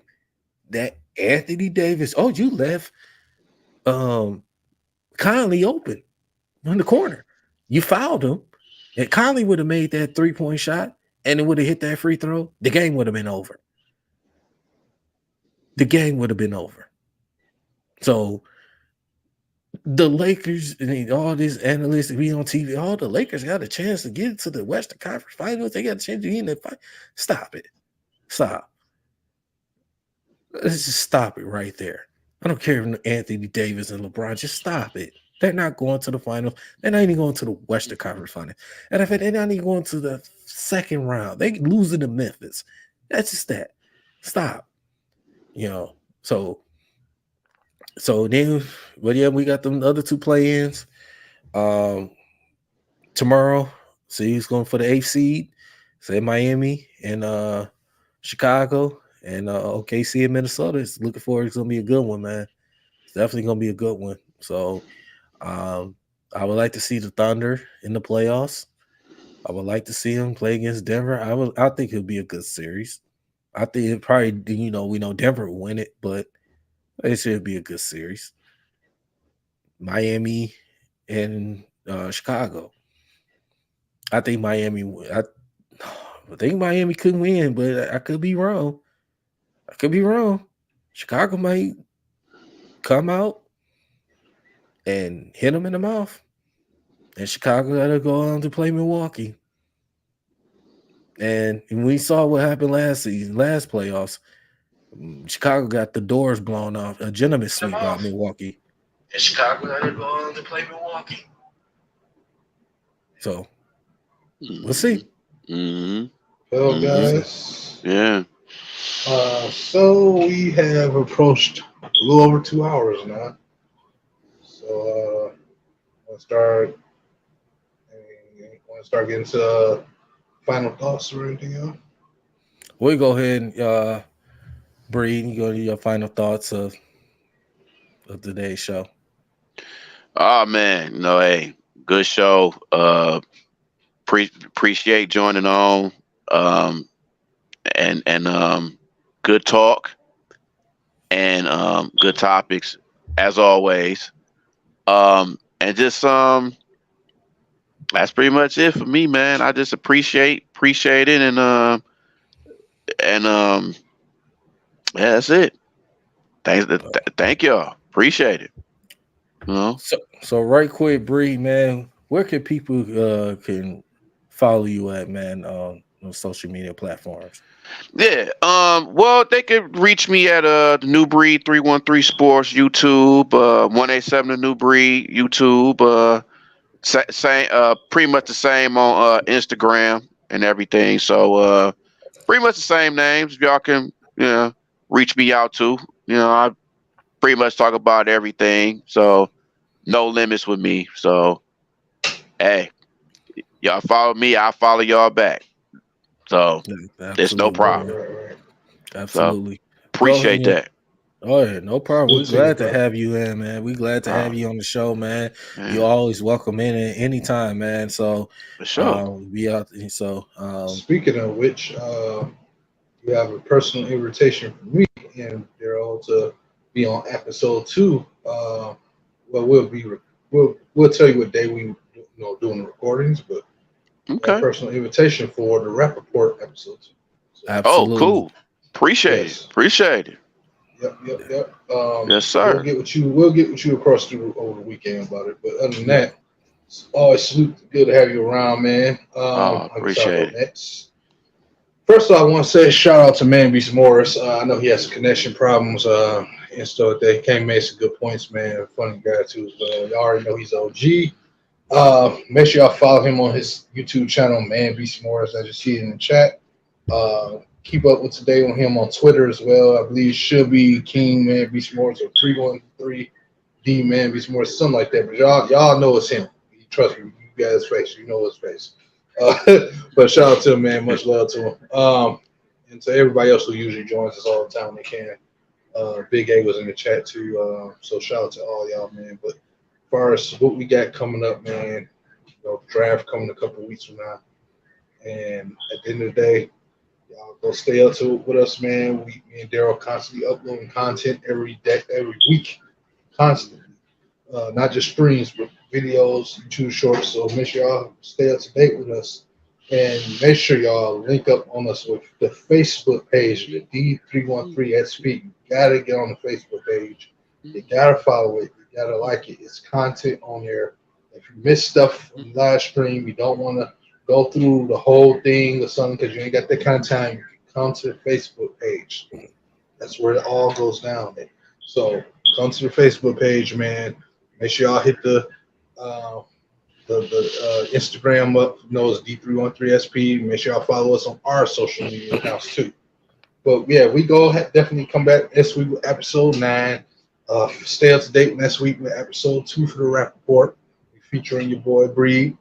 And yeah, man, I appreciate y'all. Y'all did a good job. Well, I could tell when I was on my way in. Always salute y'all for holding your boy down. And that's all I gotta say. God bless. Yes, sir, man. Well, it was another great show. Started off, holding it down Oh from my my God, my partner. camera froze. You know, holding it down from my partner, Noma's J, man, and have my man's Breed in the building, man. For So it was sure.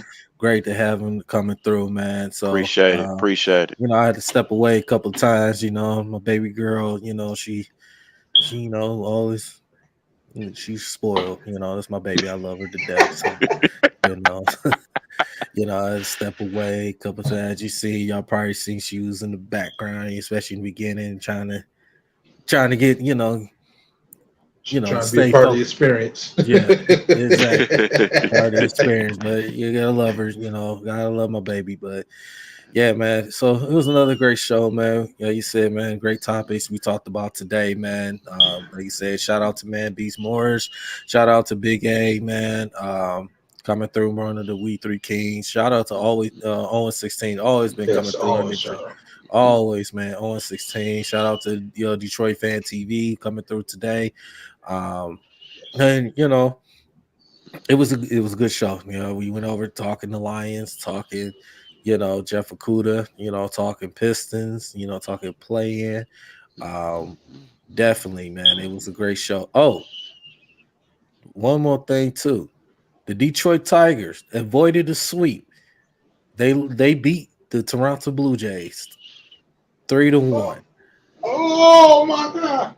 Yeah, after yesterday's blunder with the bullpen, and they let Toronto come back and win yesterday, 4-3. They didn't give it up this time. I was checked the score on the phone, so the Tigers did win. They avoided the sweep, so they won 3-1 against the Blue Jays. So How many wins they got all together? they 3-8 right now. So 3-8. they 3-8. Still watching for that wild card spot. Hey, it's still that division still is not that great. So you need to look at that. So I mean, I think Minnesota's still leading division. But anyway, Tigers, man. Listen, man, it's still early, man. Hey, it makes y'all be makes me too, man. We're gonna be down there some Tigers games, so catch us down there as well. So we're gonna be posting, content as well. Being down there, showing the love to our baseball team, man. So, but yeah, man. So, like I said, another great show, man. Definitely. I got one more thing to say. And I gotta mention this real quick. To all my state fans, they spring game is this Saturday. Yes, sir. Just to let you know. Come on down to Spartan Stadium. Show your support. Sir. If you can show it to Michigan, hey, show it to state too. Exactly. You know what I'm saying? Go green, go white. Hey, Breed. At least it won't be cold like it was at that Michigan spring game. Exactly. At least we have some good half weather. Of the field is, and you can only sit through half of the field and no scoreboard. You're right. Saying. I know they building that scoreboard. I'm just saying, I know they building that little scoreboard. Man, don't tell Big A that though. No, don't tell Big Willie. Don't tell King that though. Don't tell Owen that though. You know what I'm saying? The perfect season. Oh yeah, Michigan. And I'm not saying I'm not a Michigan fan. I'm just more of a state fan. So I'm just, we're not hating on U of M. We just, we always got the better basketball team. You know what I'm saying? Yeah, I'm just saying. Y'all had the better football team for some years too, but I'm just, I mean, I always remember when it comes to Michigan football, when they, I always say two things. I say 3 letters, TCU. I say 2 words, Appalachian State.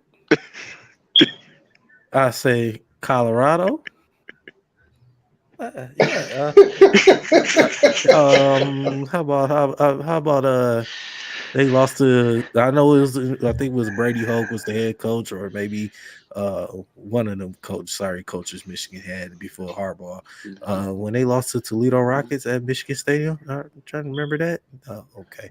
I'm not good. Oh, maybe Trumbull with the snap. How about that? Trumbull with the snap.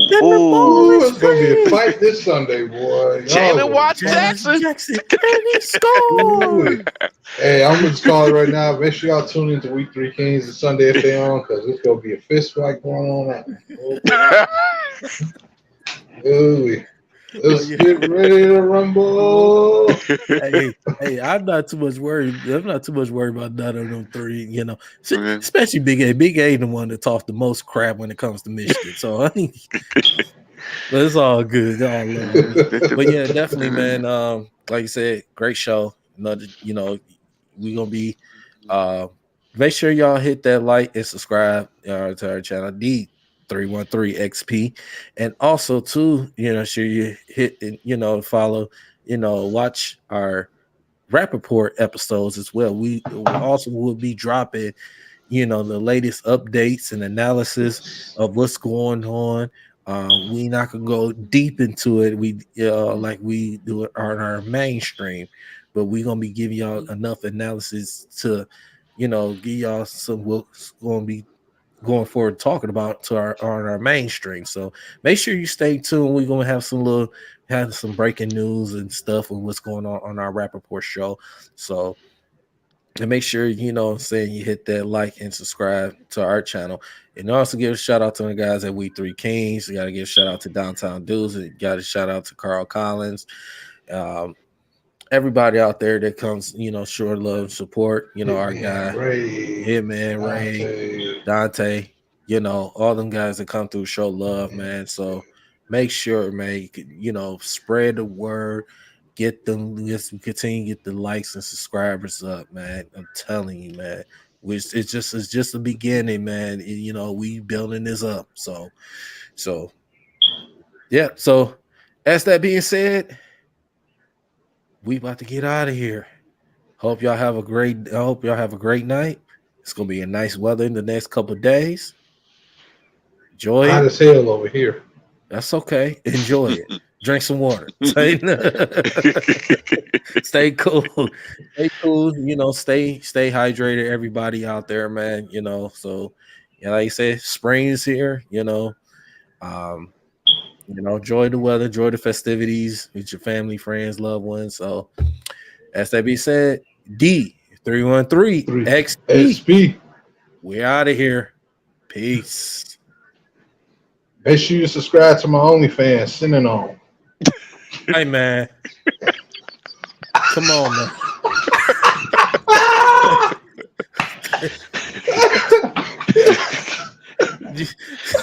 This guy, man. We out of here. $100 a month. $100.